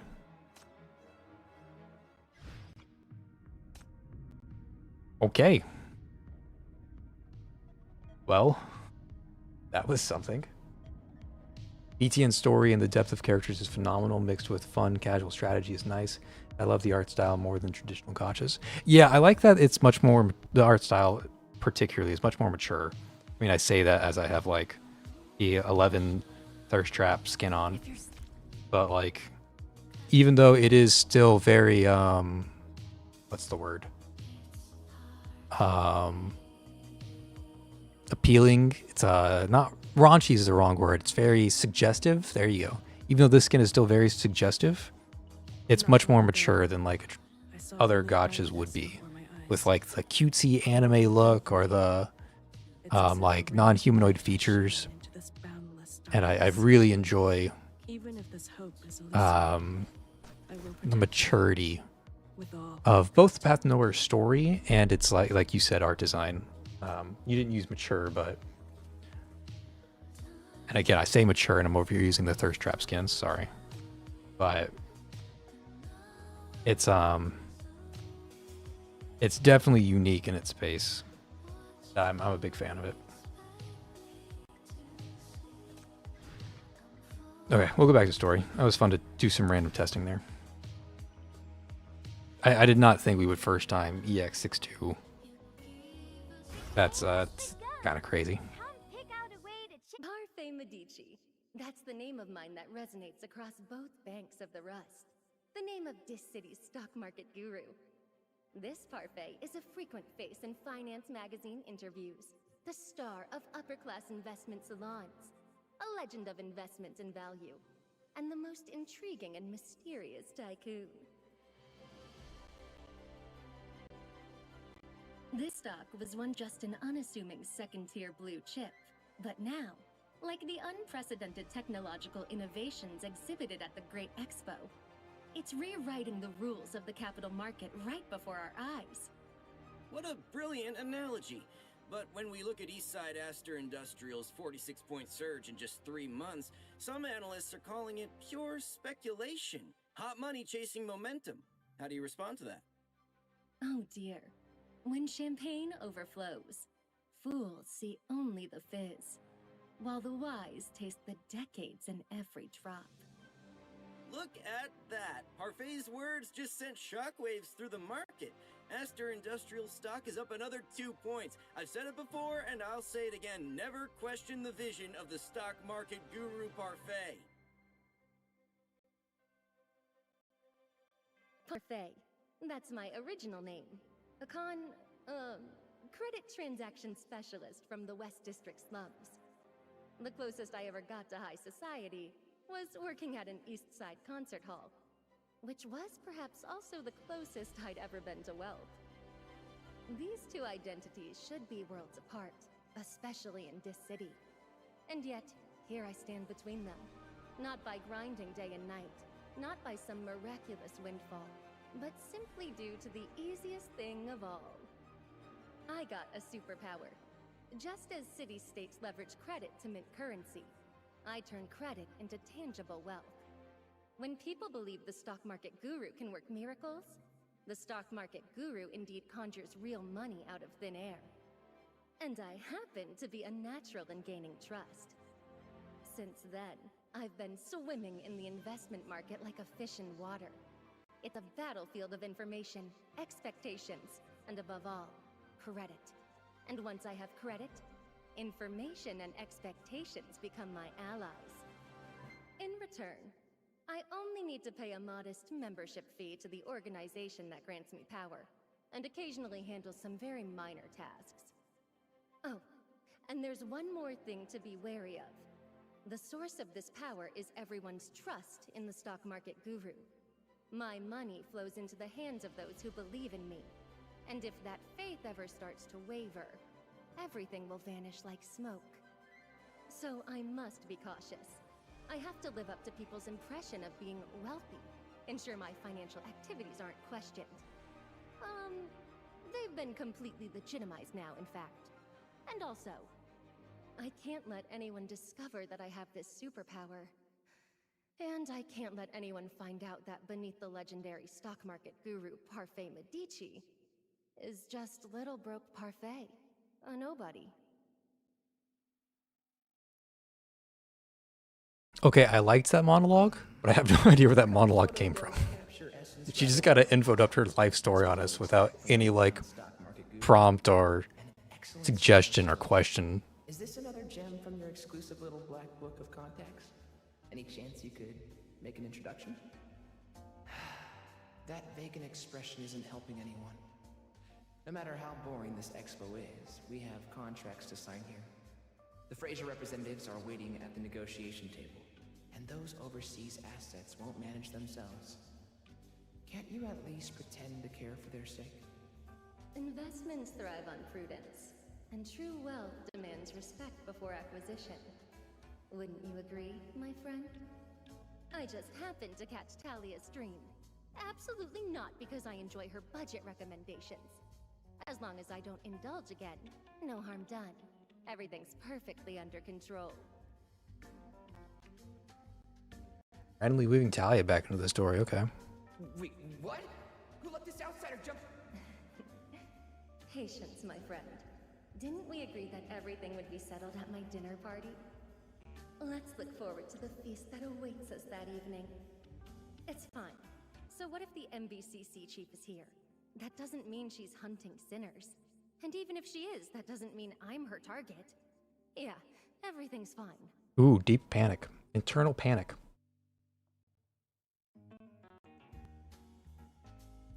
Next up, we have a special performance for you. An improvised dance piece inspired by Lamentour. Presenting the nomadic blade dancer, Jasmine. The MBCC chief is right beside me, but she's totally lost in the performance. As long as Wow, Parfait, you are insecure. I'm sorry. Sorry to say it, but you are insecure, my girl.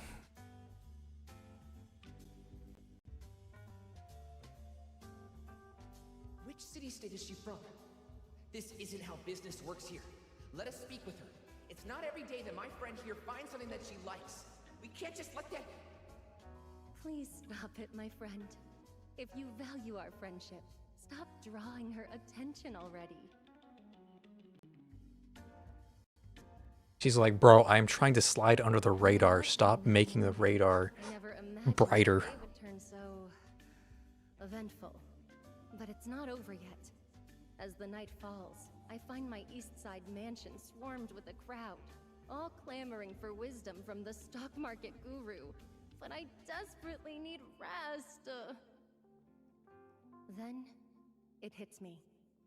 Near the Great Expo, there's still one place where I can find peace. My old home. The cradle of my soul. No reporters hounding me. No clients queuing for advice. Just the quiet hum of the night. A stolen moment of tranquility. Hey, Silver, good to see you again. Yeah, we've been doing story. We went ahead and we finished the last bit of the Phantasm. We spent like 5-10 minutes doing more EX stage testing. I think you missed it. We did end up beating that EX7 boss fight. Turned out the missing piece was Stargazer and running solo healer instead of duo healer. So that was really fun. But that was a few days ago when we beat that. With renewed determination, I carefully disguise myself, move with caution, and avoid any potential threats. Finally, the last step. Open the window, slip inside. Yeah, you said you were heading out. I was getting like real close to beating it. Like 30 minutes after you left, I was like, oh, I see the vision now. I see the vision. I thought about like saving it for later until you were back on. I went ahead and beat it. But know that you were thought of, okay? You were thought of.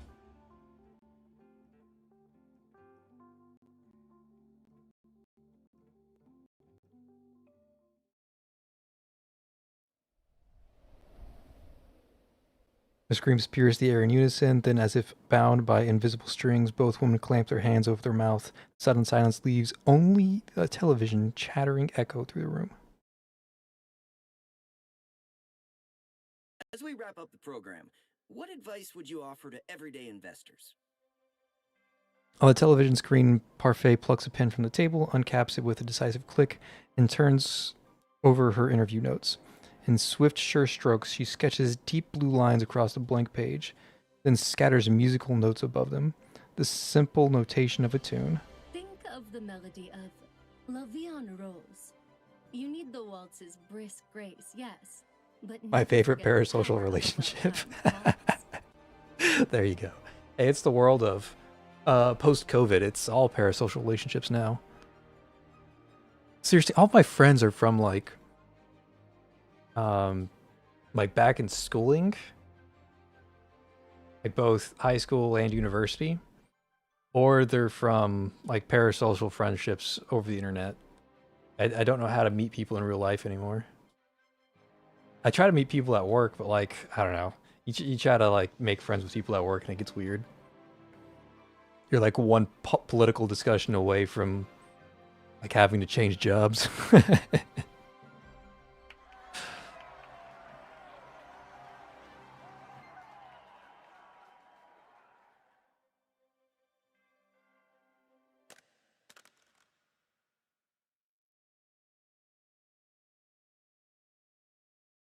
That is the sound of a red clown nose falling to the floor from Parfait, who now stands rigid as a fence post in the center of the room, utterly still.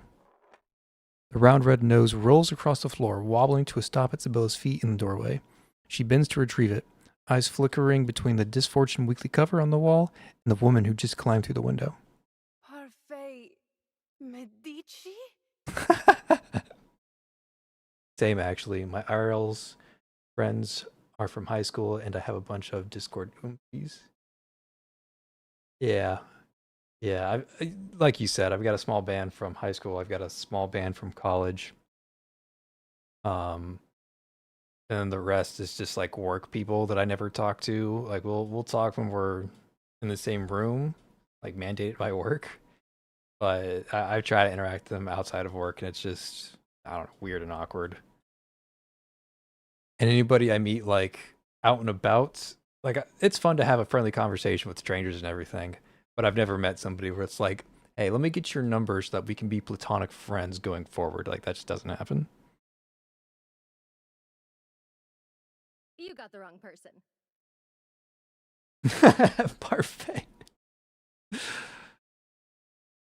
She denies it immediately. My full name is Florence Isabeau Celestine Montmorency Fate. I have nothing to do with Parfait. Who is Parfait Medici anyway? I don't know her. You live here? This city's stock market guru lives here? No. Tonight is the White-Bearded Elders gift-giving festival. I dressed like this to secretly deliver presents to syndicants. The disguise and window climbing are all part of creating a surprise and maintaining the ceremonial atmosphere. I'm not supposed to reveal my true identity. So you're a thief? The meme art always gets me. Every time they decide to pump it out, it gets a chuckle out of me. Summer's interrogation really got me. That was hilarious. Hell no! Everything here is practically bargain bin. I was just passing through. Is she? I wasn't Okay. going to take anything. And who are you? You're not a syndicate. This counts as trespassing, which is illegal. Leave now, and I won't report you.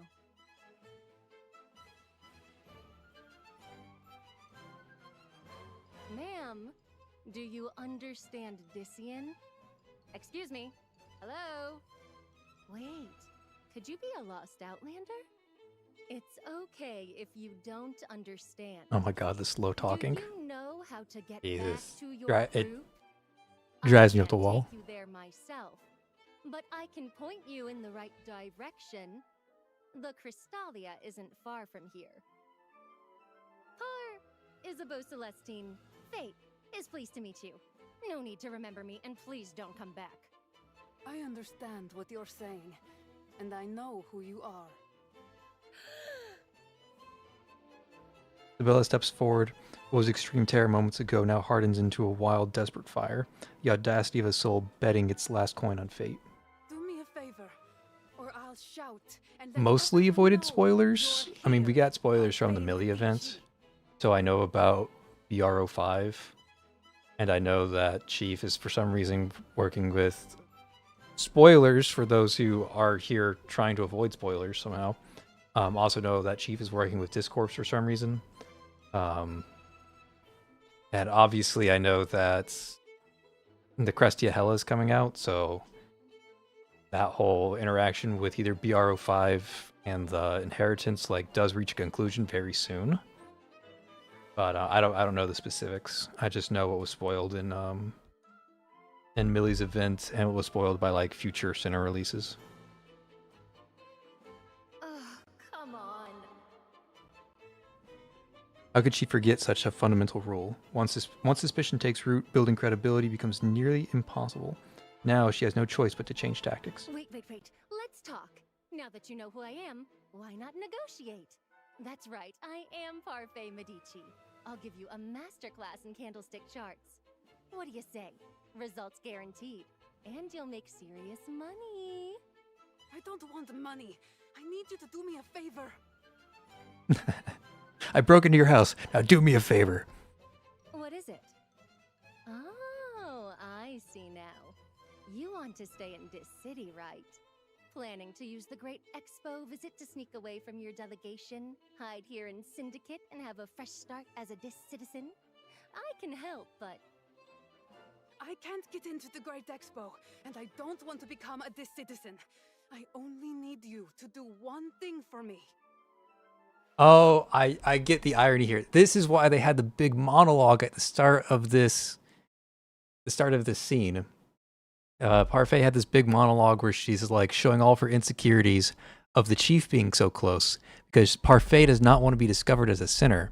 And now Sabella, the home intruder that's kind of trapped her here, is going to ask her to directly interact with the one person that she wants nothing to do with. That's great writing right there, actually. Parfait Medici, that's all I want. Flustered, she shoves a crumpled scrap of fabric into Parfait's hand. You don't need to know what's inside, and do not peek at it. I'm not asking for anything more. Once you've delivered it, I'll go and never trouble you again. I promise.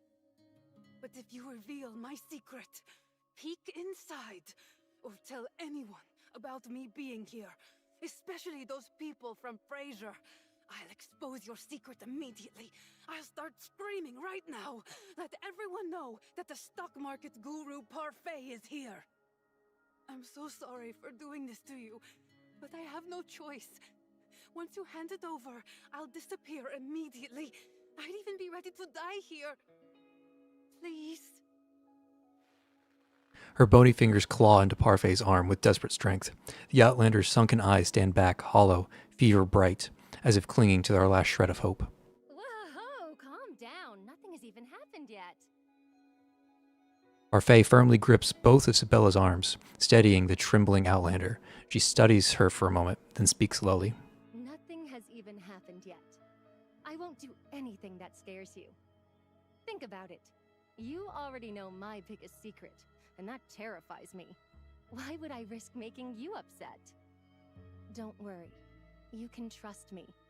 After all, the most reliable people in this world are the ones whose weaknesses you know. Don't you agree? I don't know, but I have no choice but to trust you now. Please. As Sibella's breathing steadies, Parfait exhales in relief. There, that's better. They can just talk everything through. Yes, trust me. And let's talk this through properly. Who do you want me to find? A public official, but I can't get near her. She seems to be someone quite high up.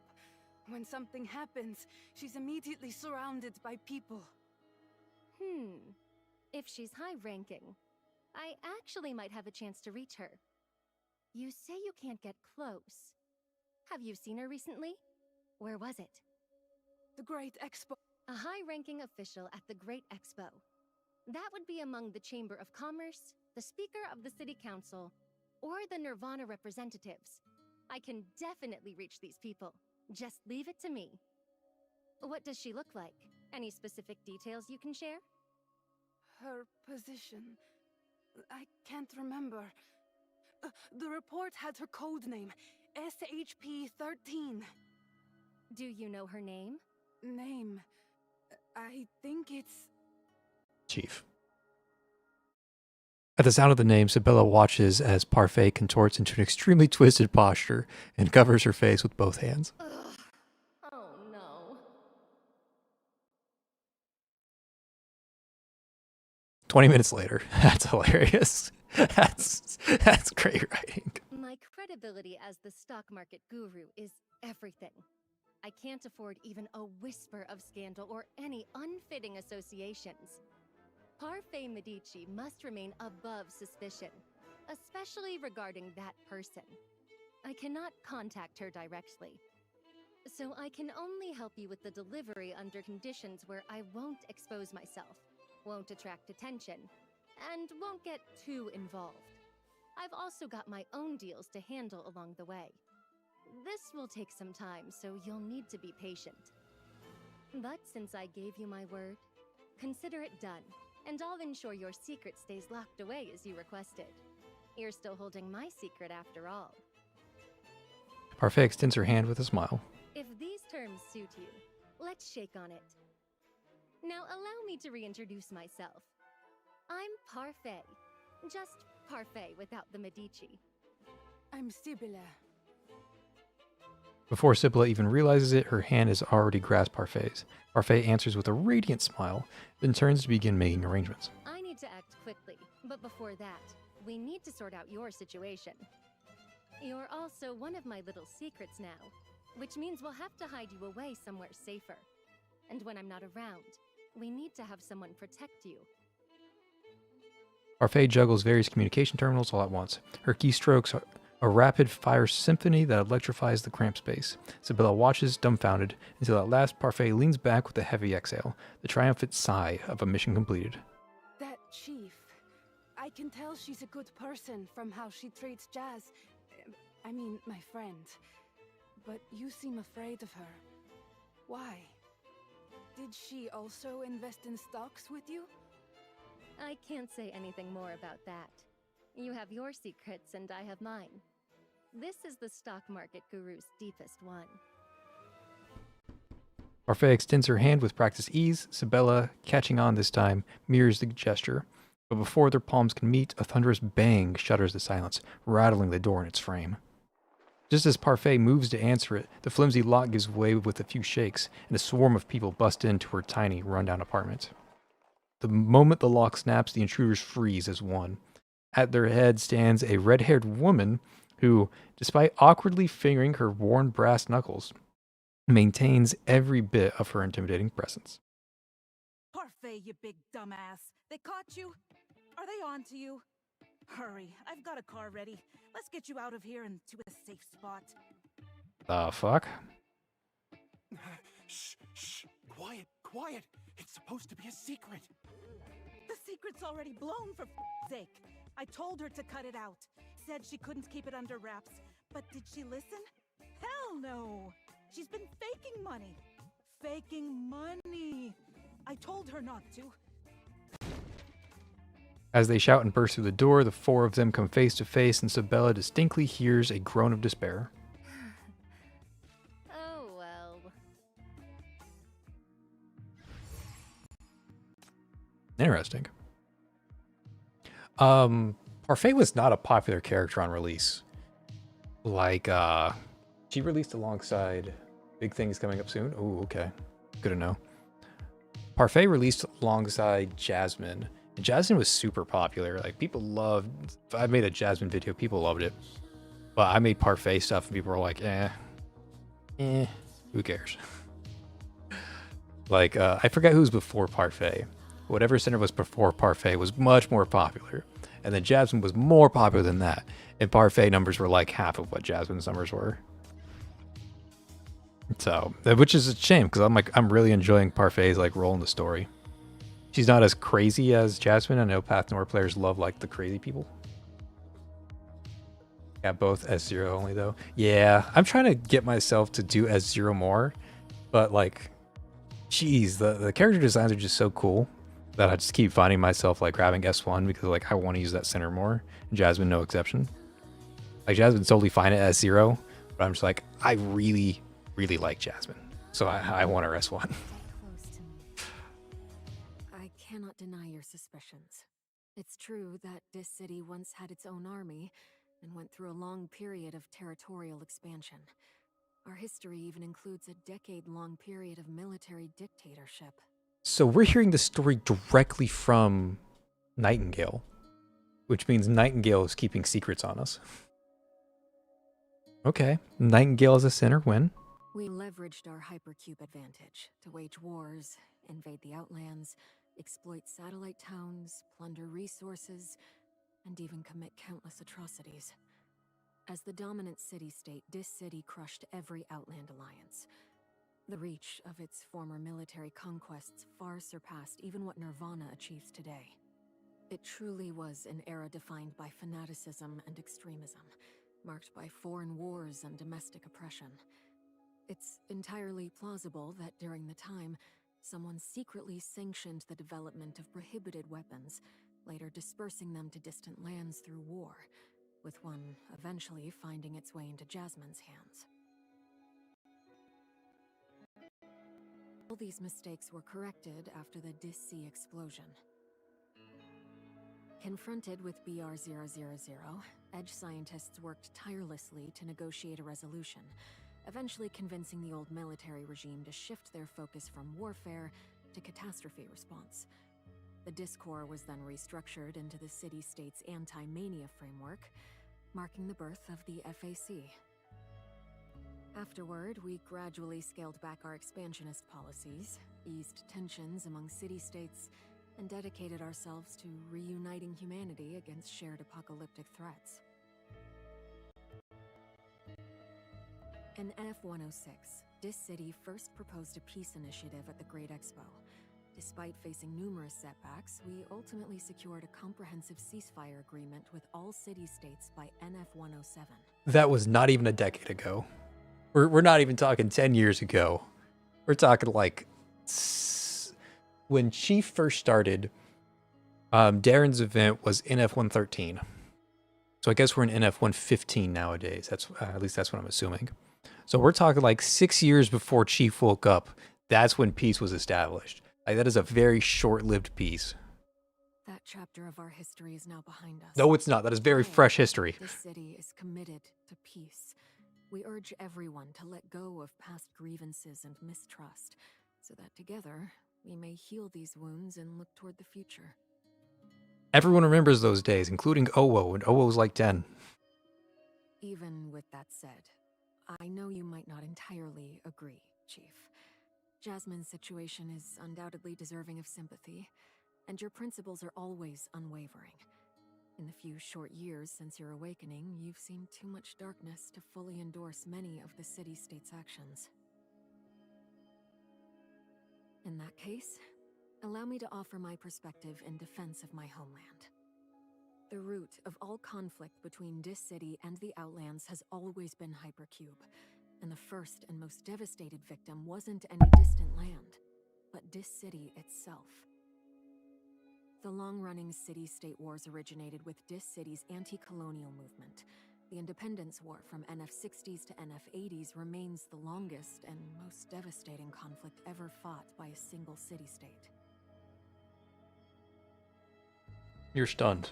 Nightingale holds your gaze, and once she's certain you've processed her words, she continues, measured and deliberate.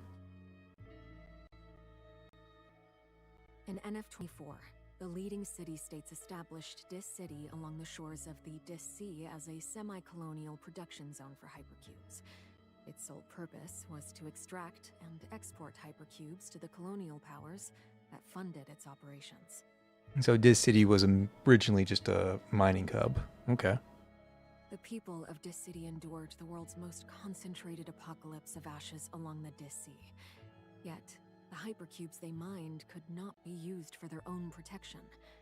Instead, it was shipped endlessly to the Outlands, sold at rock-bottom prices. Industrial goods, capital, food, and water were all strictly regulated. Even after years of painstaking savings, colonial powers could easily strip away the people's wealth with minor adjustments to the prices of essential resources. Yes, a stark contrast to what we see today. Back then, Dis City was merely a fledgling mining city, barely surviving on the fringes of a disaster zone. Meanwhile, the colonial powers funding its development had inherited the majority of pre-Nightfall wealth, resources, and heavy weaponry. Dis City's earliest upper class all originated from prominent powers in the metropoles, remaining loyal to their homeland rather than their place of residence. Those who challenged this system faced brutal suppression. Yet, despite years of oppression, the people of Dis City refused to submit, and resistance began to take shape. They're just actually describing the West District. Like, apparently this is not the first time the West District has had a revolution, because this is just copy and paste the whole first 13 chapters of the game. Then in the NF-60s, when Dis City's Nirvana port sought autonomous trading rights, the metropoles obliterated it with nuclear weapons. Again, we're back to the first 13 chapters. It's like, hey, we found our own mine in the West District. We can finally be autonomous and have our own trading rights. And then Eastside blows up a black ring inside their mine. Like, this is just copy-paste the same story. I mean, it's not a bad story. It's just, same thing. The radiation contamination devastated what was then the most vital independent shipping route, killing at least 150,000 people. A death toll surpassing any subsequent Black Ring outbreak. This catastrophe became the catalyst for all-out war. So I just did Ilgia's not interrogation, whatever it's called for Immortals, her Mirage yesterday or the day before. And I thought that NF00 whatever, when the perishing star landed and the calamities started, I thought it was like post-apocalyptic, like barely surviving from the start. Apparently that's wrong, because Pilgia's little satellite town It covered her timeline started in NF-17, went all the way to like NF-25 or something like that. So 17 to 25. And there, in 17, they just lived their normal lives out there on the sea, like just regular fishing boats and everything. And then over time, it became more and more calamitous, and eventually drove that fishing town back into the mainland because the sea was too calamitous, too aggressive for them to continue their lives. So seeing NF-60s is different, but I heard them NF-24, the leading city-states established this city along the shores of this sea as a semi-colonial production zone for Hypercube. This is when like the calamity was not that bad. Like the calamity was very much the calamity was very much manageable at that point in time. But when we're talking about NF-60, that's not the case. NF-60, like, yeah, shit's rough. The former military forces mutinied and declared war against the Metropolitan Coalition. After a prolonged and devastating conflict, one that inflicted heavy casualties and exhausted the city-state's accumulated wealth, they succeeded in expelling the colonizers from Dis City and seizing control of the hypercubes. They then spent many more years reclaiming their rightful resource cities and satellite towns, ultimately achieving full independence from colonial rule. During this brutal struggle, the former military, and eventually the entire Dis City, grew increasingly radicalized. In time, they strayed down a dark path. I have to admit, trying to justify it like that feels quite pathetic. Chief, Paradisos instructed me to explain these things to you, probably in preparation for more important assignments ahead. I believe you'll soon be granted broader authority and intelligence access to manage more complex missions.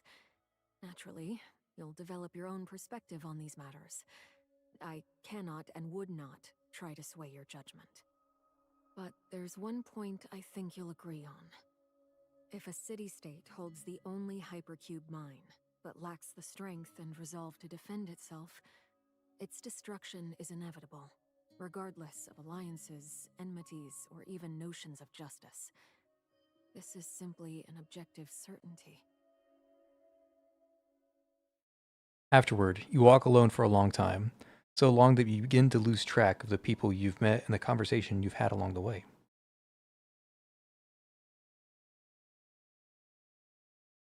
Late at night, Elvira sits alone in the recreation area. The television screen plays a rebroadcast of an interview with Fraser's advisor, Adelaide. I'm deeply moved to learn that so many have inquired about Jasmine's well-being. Thanks to the tireless work of Dis City's anti-mania specialists, we're making steady progress in identifying the root cause of her condition. So what I just learned there is that Dis City, starting in like NF-60 all the way to like NF-100, there was like 40 years of Dis City just being ruthlessly at war with everyone because Dis City got nuked. Which, you know, fair reason to start a war, honestly. Like, if I got nuked, I'd probably want to, like, not let myself get nuked again in the future. I mean, that just sounds like a solid strategy, right? Jasmine is a civilian from a distant land who was caught in the throes of prolonged conflict and exposed to a forbidden weapon. Her body and mind have been completely shattered. Regrettably, there is no possibility of recovery at this stage. She is a tragic casualty of war, and a poignant reminder that we must not relive the failures of history. Through sustained joint efforts, Dis City and Fraser have dismantled long-standing divides, forging unprecedented collaboration. Moving forward, we are committed to deepening our partnership in economics, technology, and security intelligence. Noticing your arrival, Elvira jumps in surprise and hurriedly turns off the television. I couldn't sleep. Is something bothering you? Fraser's acting way too eager. That guy gifted you a sinner, then suddenly brought up the FAC and past war? He's definitely up to something. But I know so little about Outlanders. Even my father rarely mentioned it in front of me. You never... what do you mean, even my father rarely mentioned it in front of me? You and your father had, like, nothing to do with each other. That's why you loved Jelena so much, because your father was never around. What do you mean, like... Am I misremembering something? Or was she and her father, like, never in the same room ever? I thought that was the whole point. I don't really understand how actual Outlanders think.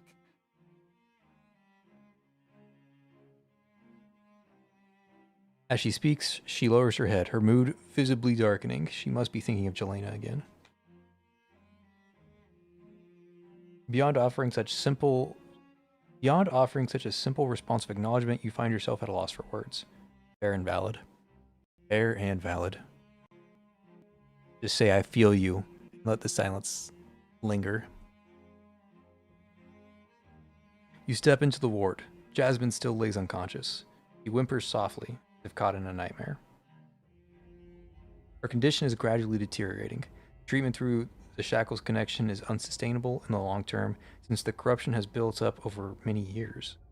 BCC has arranged for her transfer to the Banyan Medical College, where she can receive more stable care and where further research into the next steps can be supported. Until then, Chief, please don't force yourself to perform the Phase 2 treatments. It would cause you severe harm. I know.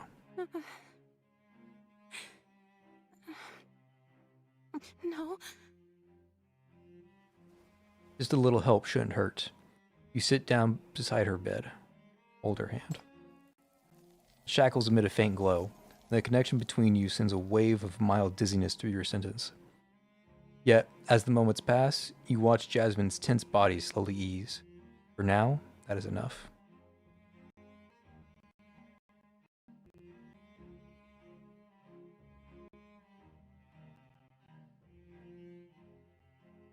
Time passes by, slow and steadily, until night at last recedes and sunlight spills gently into the room. Finally, Jasmine stirs, her eyelids fluttering open. Her vision is still blurry. She vaguely makes out a hazy figure sitting beside her bed. Chief? Is that you?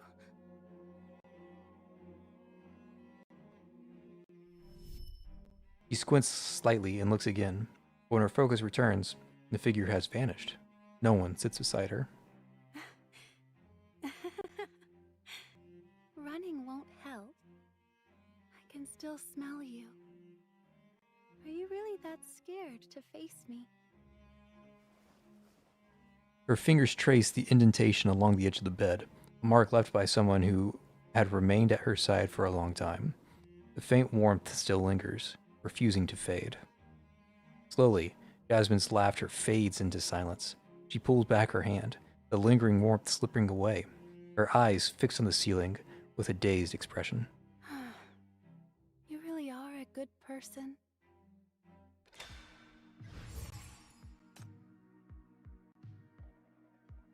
This song is too good. It's very laid back, which makes it like really good lobby music. There's other songs that I like Path to Nowhere that I try to put as lobby music, but it's a little too high energy for what I want in my lobby music. I know some people like the high energy. But it's just like a really nice soothing thing to just like do dailies to.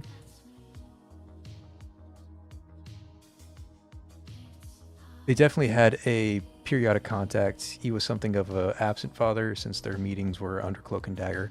Okay, so he wasn't like completely abandoned. Like, hey, here's Jelena. She's going to raise you from now on. Bye. It wasn't like that. Okay, that makes sense.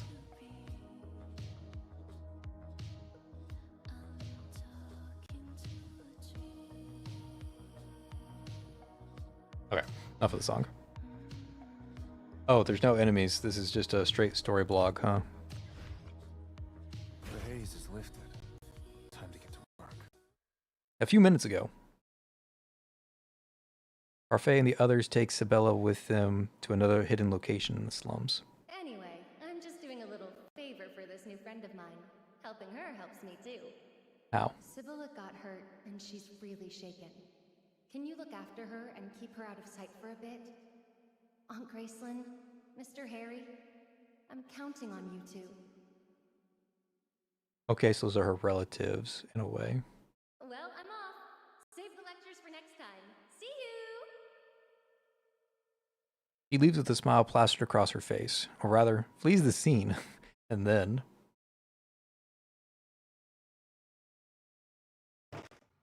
Bang! Baseball bat is smashed against the floor. The lead woman slams her boot onto the table, looming over Sibylla, who crumples to her knees. She trembles under the woman's intense stare, a clear act of intimidation.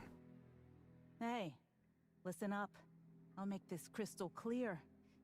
Nobody else alive on this planet knows Parfait's secret. Except us. This is Syndicate. Faking cash is barely worth mentioning. Parfait just whipped up some chump change a few years back. Peanuts compared to what the Nirvana suits have taken into their pockets.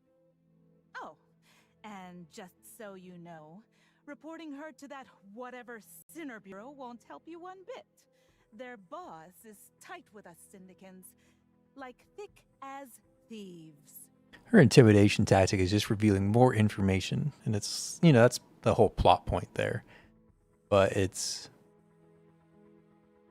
I mean, it's definitely plausible that a character is, like, not... I don't want to say not intelligent enough, because that sounds insulting, but I'm going to say it. It is very plausible for someone to be not intelligent enough to realize that they're giving more information that the person doesn't know. But it's still interesting to see it. Ha! Parfait's secret stayed buried because I've been the one cleaning up her messes. If anything leaks from you, well, let's just say I'm very good at taking out the trash. Got it? Answer me. I'm pretty good at taking out the trash too. I do it every week.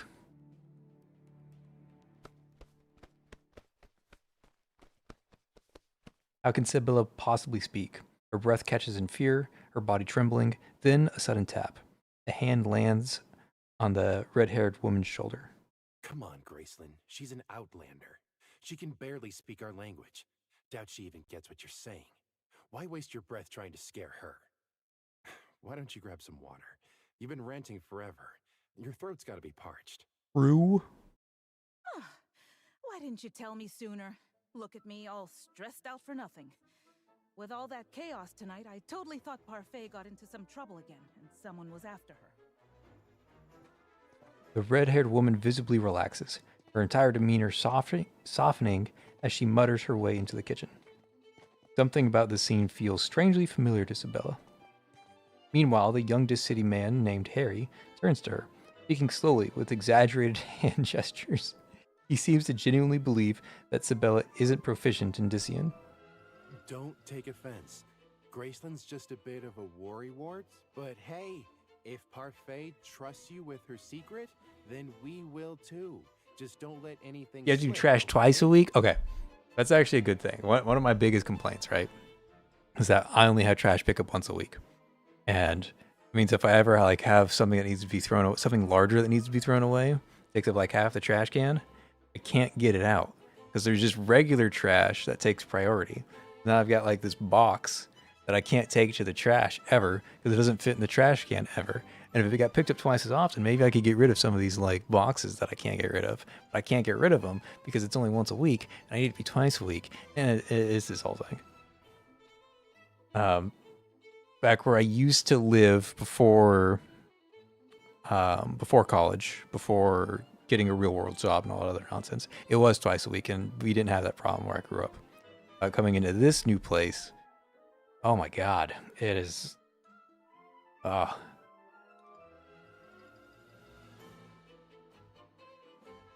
Sibylla believes him. After all, if they meant to kill her, she wouldn't be breathing. Kick back and relax while you're in Syndicate. The Drifter Camp used to have lots of Outlanders around. Later, we'll have Greta, our yoga master here. Check out your injuries. Trust me, you'll be back on your feet in no time. The yoga instructor, the one doing the medicine, is hilarious. Oh, by the way, Where are you from? Did you come for the Great Expo too? Is that how you met Parfait? Through business? Thank you, but I'm just a stowaway hiding here, afraid of getting caught. I'm grateful to Parfait for protecting me, and to all of you as well. Don't worry about me. I'll just wait for her here. Isabella's command of Dician is better than Harry's expectations. He smiles awkwardly.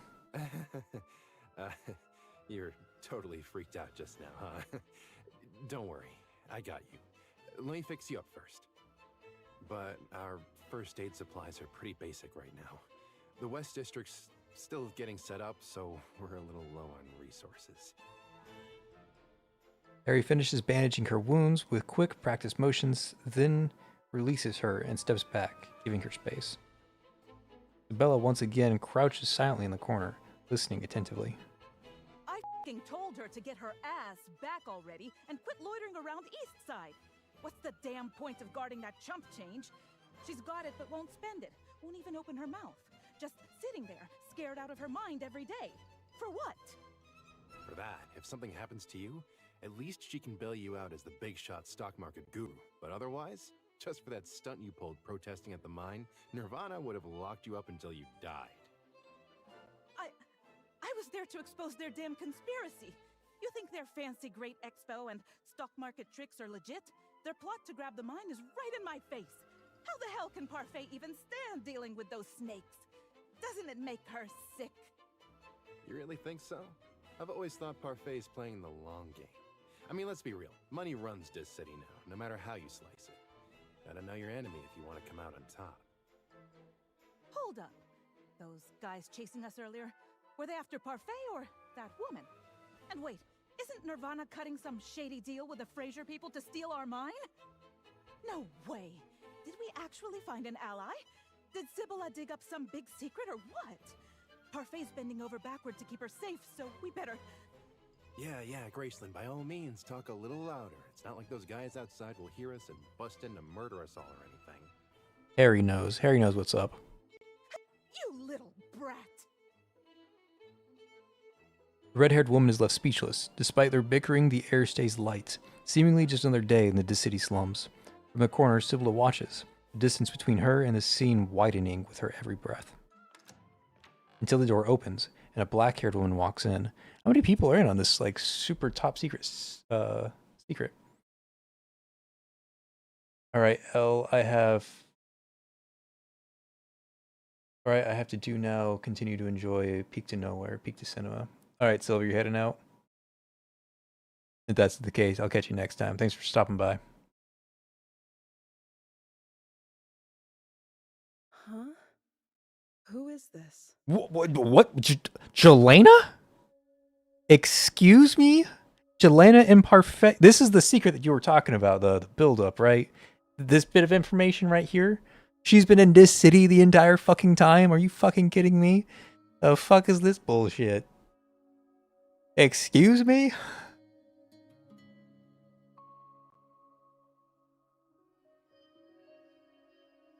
I'm gonna grab some water. I'll be right back.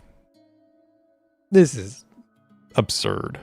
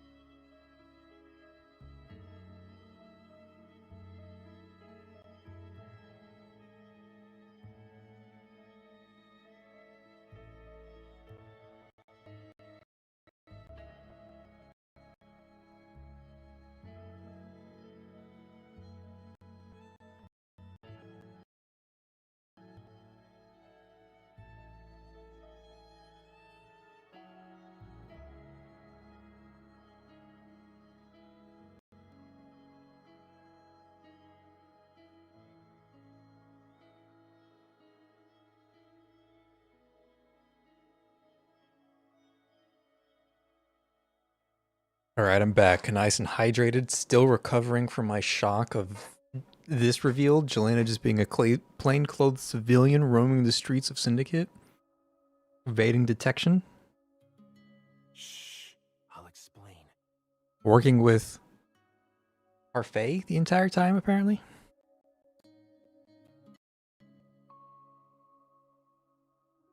So you're Parfait's friend. You look like you've had a rough time. But don't worry. You're safe here. This place will keep you protected. Yeah, and she will also keep you protected. She is quite fucking strong. Let me make you something to eat. You can rest properly once you've had some food. Thank you. Isabella's gaze follows a black-haired woman. Pendant hanging from her wrist is undoubtedly made of Aurum Secretum. A sudden tug at Isabella's clothes jerks her back to reality, tearing her from her daze. She glances down. A boy stares up at her, his face smeared with vibrant paint. Who are you staring at, ma'am? Are you an Outlander? Did Parfait bring you back here? Parfait has a whole ass community down here. Yeah, Good God. I am. The two children exchange a smile. Could you help us with something? It's... Rising onto her toes, she leans close and whispers something into Isabella's ear.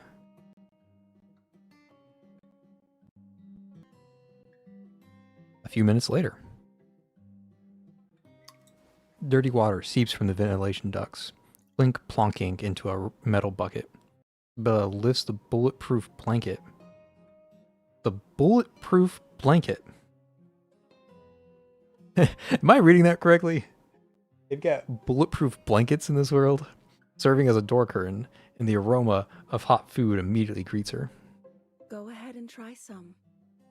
This budget curry is actually a specialty from the Drifter camp. Just add a little water, and it has a surprisingly nice flavor. She's been through the Drifter camp?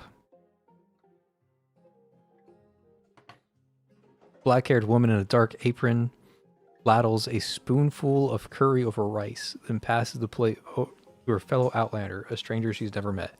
I just got really hungry. I read curry over rice, and now I want to. There's an Indian place like not far from my place. I want to go over there and grab some curry right now, but I'm pretty sure they're closed at this point. Thank you. I'm Sibylla. May I ask what your name is? You can call me Sable. Sable? That's the name you're going with? What's the... If anyone knows, and I don't think anybody immediately knows, but if anyone knows that if Sable is a reference to something, like a piece of literature or history or mythology that I'm not aware of, please share with me the potential significance of the chosen name Sable. Because I bet it's a reference to some piece of history, lore, media, something that I'm not aware of. Sibylla nods, taking a small taste of curry as she searches for the right words to start a conversation. Then, an idea strikes her. It's really good. It doesn't taste like something from this city. Where did you learn to make it? I don't remember anymore. My body just naturally knows what to do. Fair and valid. This Drifter camp curry was originally a family recipe from an Outland physician. But to say it's not from this city, I doubt you know this city food that well. Sibylla's attempt at small talk lands like a stone. Awkwardly, she scratches her head. Did the kids send you? Yeah.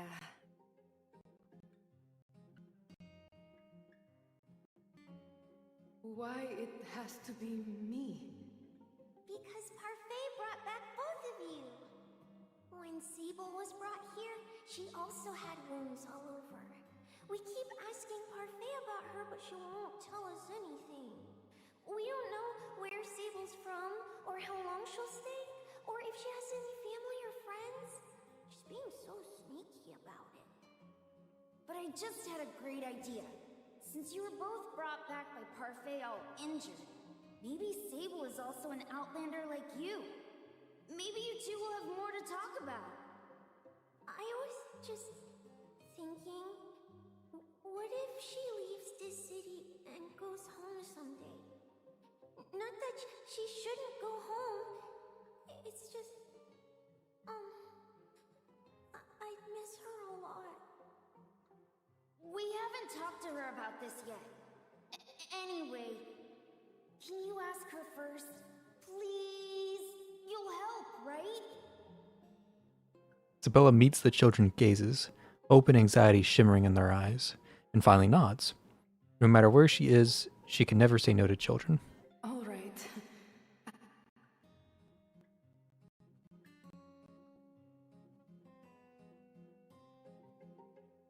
After hearing her words, Sable breaks into a smile. They're probably worried that if I leave, no one will cook for them anymore. Syndicate is slowly rebuilding now.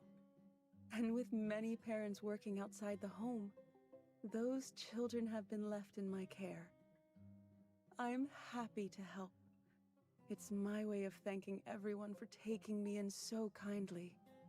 Okay, I'll be honest. When Jelena first released, and like she was like revealed to be this huge meta threat, and still is a huge meta threat, and like all of the hype around Jelena, like Undercurrents was huge. Path Nowhere actually like rented out a fucking New York Times billboard for the damn Undercurrents event. Like it was huge news and a big media push for Path Nowhere. It introduced a significant number of players, very surprisingly to me. I did not like Jelena's design. And then they announced her skin. I do not like Jelena's skin. I do not like the... I don't know. I guess it's the hair. I do not like Jelena's default art. I do not like her Phase 3 art. I do not like her skin's art. I thought I just was not a Jelena fan. But seeing this Jelena... Okay, yeah. I'm a Jelena fan. Give me this as a skin. Just Jelena with her hair down. And I will be a Jelena fan again. I only use Jelena because I have to for the crit team, for the crit compositions. But this makes me want to actually play Jelena and like only use Jelena anywhere and everywhere I can go. I want Sable. I don't want Jelena. Give me Sable. I'm not going anywhere. I can't even remember things from 3 months ago anymore. That sounds like a lie. I don't believe that true. I mean, it's possible that when she unleashed the like Apostle of Ashes level Aurum Secretum tech and clashed with NBCC and the FAC during her escape, it's very possible that that was a traumatic enough moment for her to lose her memories. That makes sense in the world of Path to Nowhere. But I don't believe her, and I think she has all of her memories and is using amnesia as a convenient excuse as to why the Outland spy is hiding in Syndicate. That's my tinfoil hat theory. Isabella is stunned at those words. Parfait says it's nothing serious, and she's helping me find a doctor to look into it. I'm very grateful to her. Being with the children, it puts me at ease. They always make me feel like I'm so close to remembering something, like that happiness about something important is just out of reach. You're telling me she doesn't remember Elvira right now? You really gonna tell me that? But every night, after having the same dream, everything slips away from me again. Sable turns off the stove and casts her eyes downward. In my dreams, I'm always walking in the rain. Through the downpour, I can almost see something, hear someone calling. I want to chase after it, to grasp it. It could be my homeland, my name, my love, my purpose, or just something I simply cannot let go. But in the dream, the heavy rain washes it all away, dissolves it until there's nothing left. like the burden I've carried for over a decade. The weight etched into my bones, it's just gone. Ripped from me without warning. And all I can do is stand there, watching it disappear through the curtain of rain. By the time I wake up, the rain has stopped. Sunlight's coming through. But I can't remember anything anymore. Sybilla's lips part, but no words come. Her eyes are fixated on the chain bracelet on Sable's wrist. Aurum Secretum. It's the excessive residence of Aurum Secretum. She's one of Fraser's people, and worse, she's someone's Fraser bled dry, left hollow. How can she speak those words aloud? This city may not be my homeland, but I don't have anywhere else to go back to. Don't have anywhere else to go back to. The woman's words thud in Sybilla's chest, stirring a dull, resonant echo. For the first time, the urge to speak swells in her throat. But before she can, a ragged sob cuts through the silence behind her. Sable, don't be sad. We'll stay with you. We'll help you remember and take you home. Even if you do go back, don't forget about us. Come back to visit us when you have time. We'll miss you. Sable panics, rushing forward to pull the two children into her arms. Their faces are streaked with tears while they've been eavesdropping. Oh my. This is... I'm not going anywhere. I'm staying right here. With all of you here, I already have a new home. Shh. It's okay. Don't cry. She is surely unaware of her own expression. Animated, warm, alive. This is not the face of someone who has lost their homeland. Given her time, her soul will find solace here. As if to add fuel to the fire, the door curtain is suddenly thrown open. Jeez, what in the world? Why is everyone crying? Outland lady, why are your eyes all red too? What's up with that? Parfait! Why the hell are you here? Parfait's in the room? She drags Parfait through the window, and the room erupts into chaos. Please be gentle. Let's not ruin this touching moment with violence. That actually hurts. The hell are you doing? Didn't I just tell you to go back to the other side? Sneaking in and out of the slums at a time like this? What if someone catches you? Elegant. Be elegant. I've already checked outside. Everything's fine. No pursuers, no prying reporters, not a single suspicious soul in sight. Just let me relax a bit. Since everyone's feeling a bit gloomy, let's brighten the mood. Try this popular mood-lifting remedy from Eastside. The big streamer Talia's go-to recommendation, and my personal taste test approval. A premium blend cooler. He pulls out a glass bottle with a uniquely shaped body. Just then, footsteps sound behind her as someone walks into the room. Shh, keep it down. That gimmicky fancy drink is a no-go with Gracelyn. The fancier it is, the more she can't stand it. Nothing grinds her gears like rich people acting all high and mighty. You know, fair. Parfait hurls her sparkling juice and ice into a jug, cuts a lemon in half, and squeezes it with a deft twist of her wrist. A splash of ginger juice follows. She shakes it well, then pours the drink in one smooth motion, raising the glass high like a trophy. Ta-da! Presenting Parfait's budget special blend. Crafted for under 50 discoins a glass, but delivering every bit of the joy. It's the magic of a gentle buzz, a moment that belongs only to you. Huh? It's not the damn money I hate, it's your punch-worthy act. Flaunting, wasting, showing off like some high and mighty snob. I'm not going to touch it. Never. Oh! Even if it's just ginger juice mixed with fruit sugar, one should approach it with unhurried enjoyment and a mindset that savors life. Gracelyn opens her mouth to argue, but the children, their tears already forgotten, bounce past her, teeming with excitement.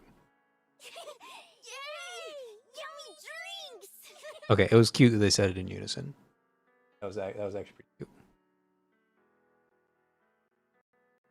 Oh, that's good art. You got Sable there and everything. All this just to jack those rich pricks' bougie-ass style?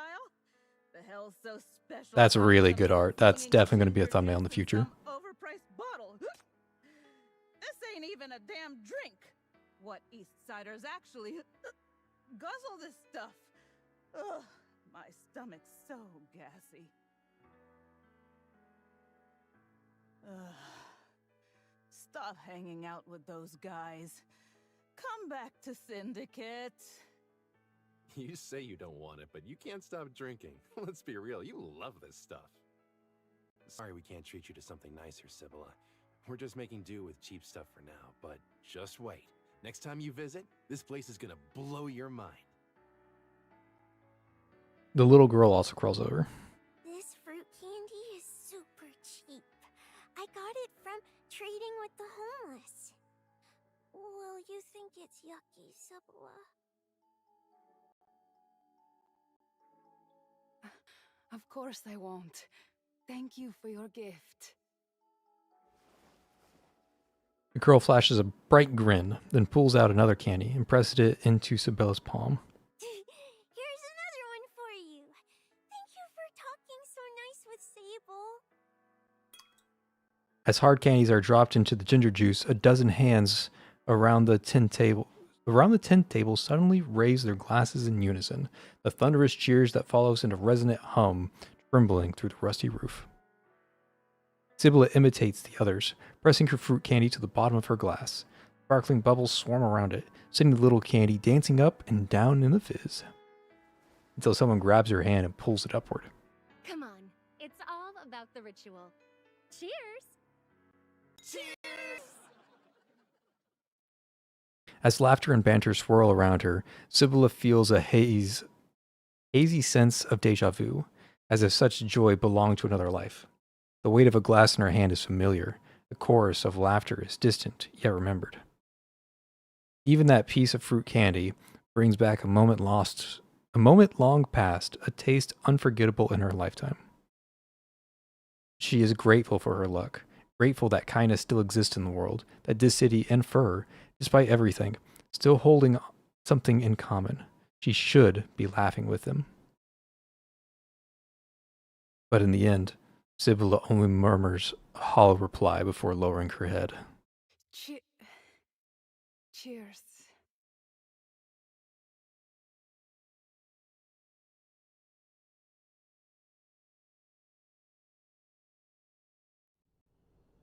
Morning light finds Sibylla blinking awake. Parfait has already gone, the children sent home, and only Harry's scribbled note remains. He went out to work. Graceland lies splot out in a messy slumber. Sunlight pours through the open window, carrying the sharp trill of birdsong. Still, half caught in the remnants of her own dreams, Sibylla reaches for the television, groggily turning it on. Through our ongoing collaborative efforts, this city and Fraser have successfully overcome numerous long-standing barriers between us. We're now pleased to announce an expansion of our partnership across economic development, technological exchange, and security intelligence sharing. Especially targeting the outland extremists who have recently emerged to disrupt this city's peace. They operate under clever disguises. The Great Expo personnel, merchant caravans, and even outland refugees, all to infiltrate this city, using a calculated blend of truth and lies to cultivate sympathy and trust.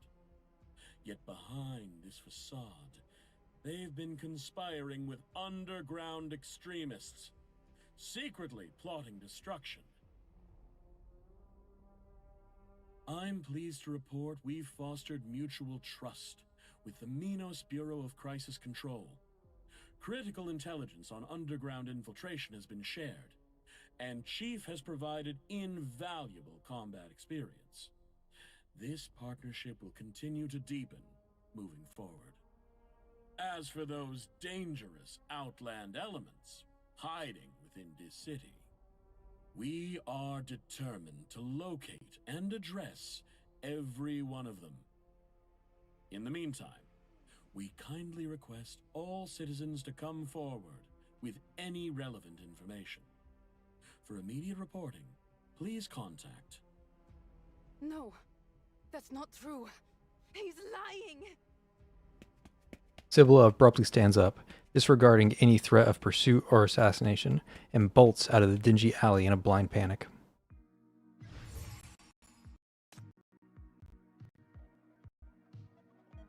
Okay. You made it, what, a third of the way through the second chapter of Orate Regale? And there's still a lot to cover.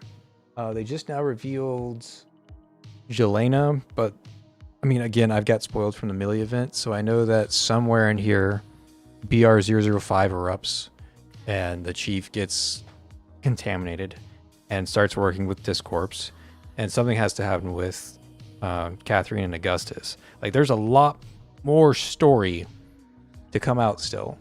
We, like, barely scratched the surface, it feels like. I feel like this was just introducing characters, and this is still just introducing characters. So I'm curious just how explosive the last 2/3 of this chapter will be. But with that being said, my voice is tired, and it's getting pretty late for me. I might be on tomorrow, but for now, hit all those YouTube buttons: the like, the subscribe, the join, the this, the that, the share, the... Oh, this... My software even froze. My software is even saying it's time to go. But yeah, click all the buttons. There's a video coming out for Reforged 11. Probably going to be the next video. Coming out this week. I've got to get out before Sinex, so yeah, it has to be this week. And the Reforged 11 video, I'll probably call it something like Reforged Summons. And cover like that whole team. The whole like Reforged 11 and Reforged Stargazer in like one video. Reforged Stargazer is really easy to talk about, like really like 30 seconds of information at most, so it'll be easy to group those two together. And it makes sense to put them in the same conversation because they are very, very similar. And by similar, I mean they fit the same team. Yeah, my software is like absolutely took a shit on me, so it's a good... I have good timing on ending it here. But yeah, it should be a fun video to make. I still have to collect the footage. Actually, I will be back tomorrow for another live stream because I plan on collecting more footage and might as well do that footage on stream. So tomorrow, come by for footage collecting day, and maybe we'll dive more into the story. Who knows where we go after we're done collecting footage and doing all the remaining testing we have to do. Definitely do some BFL stages. Got to get some BFL clears under the belt. And then we probably hit up our OTD.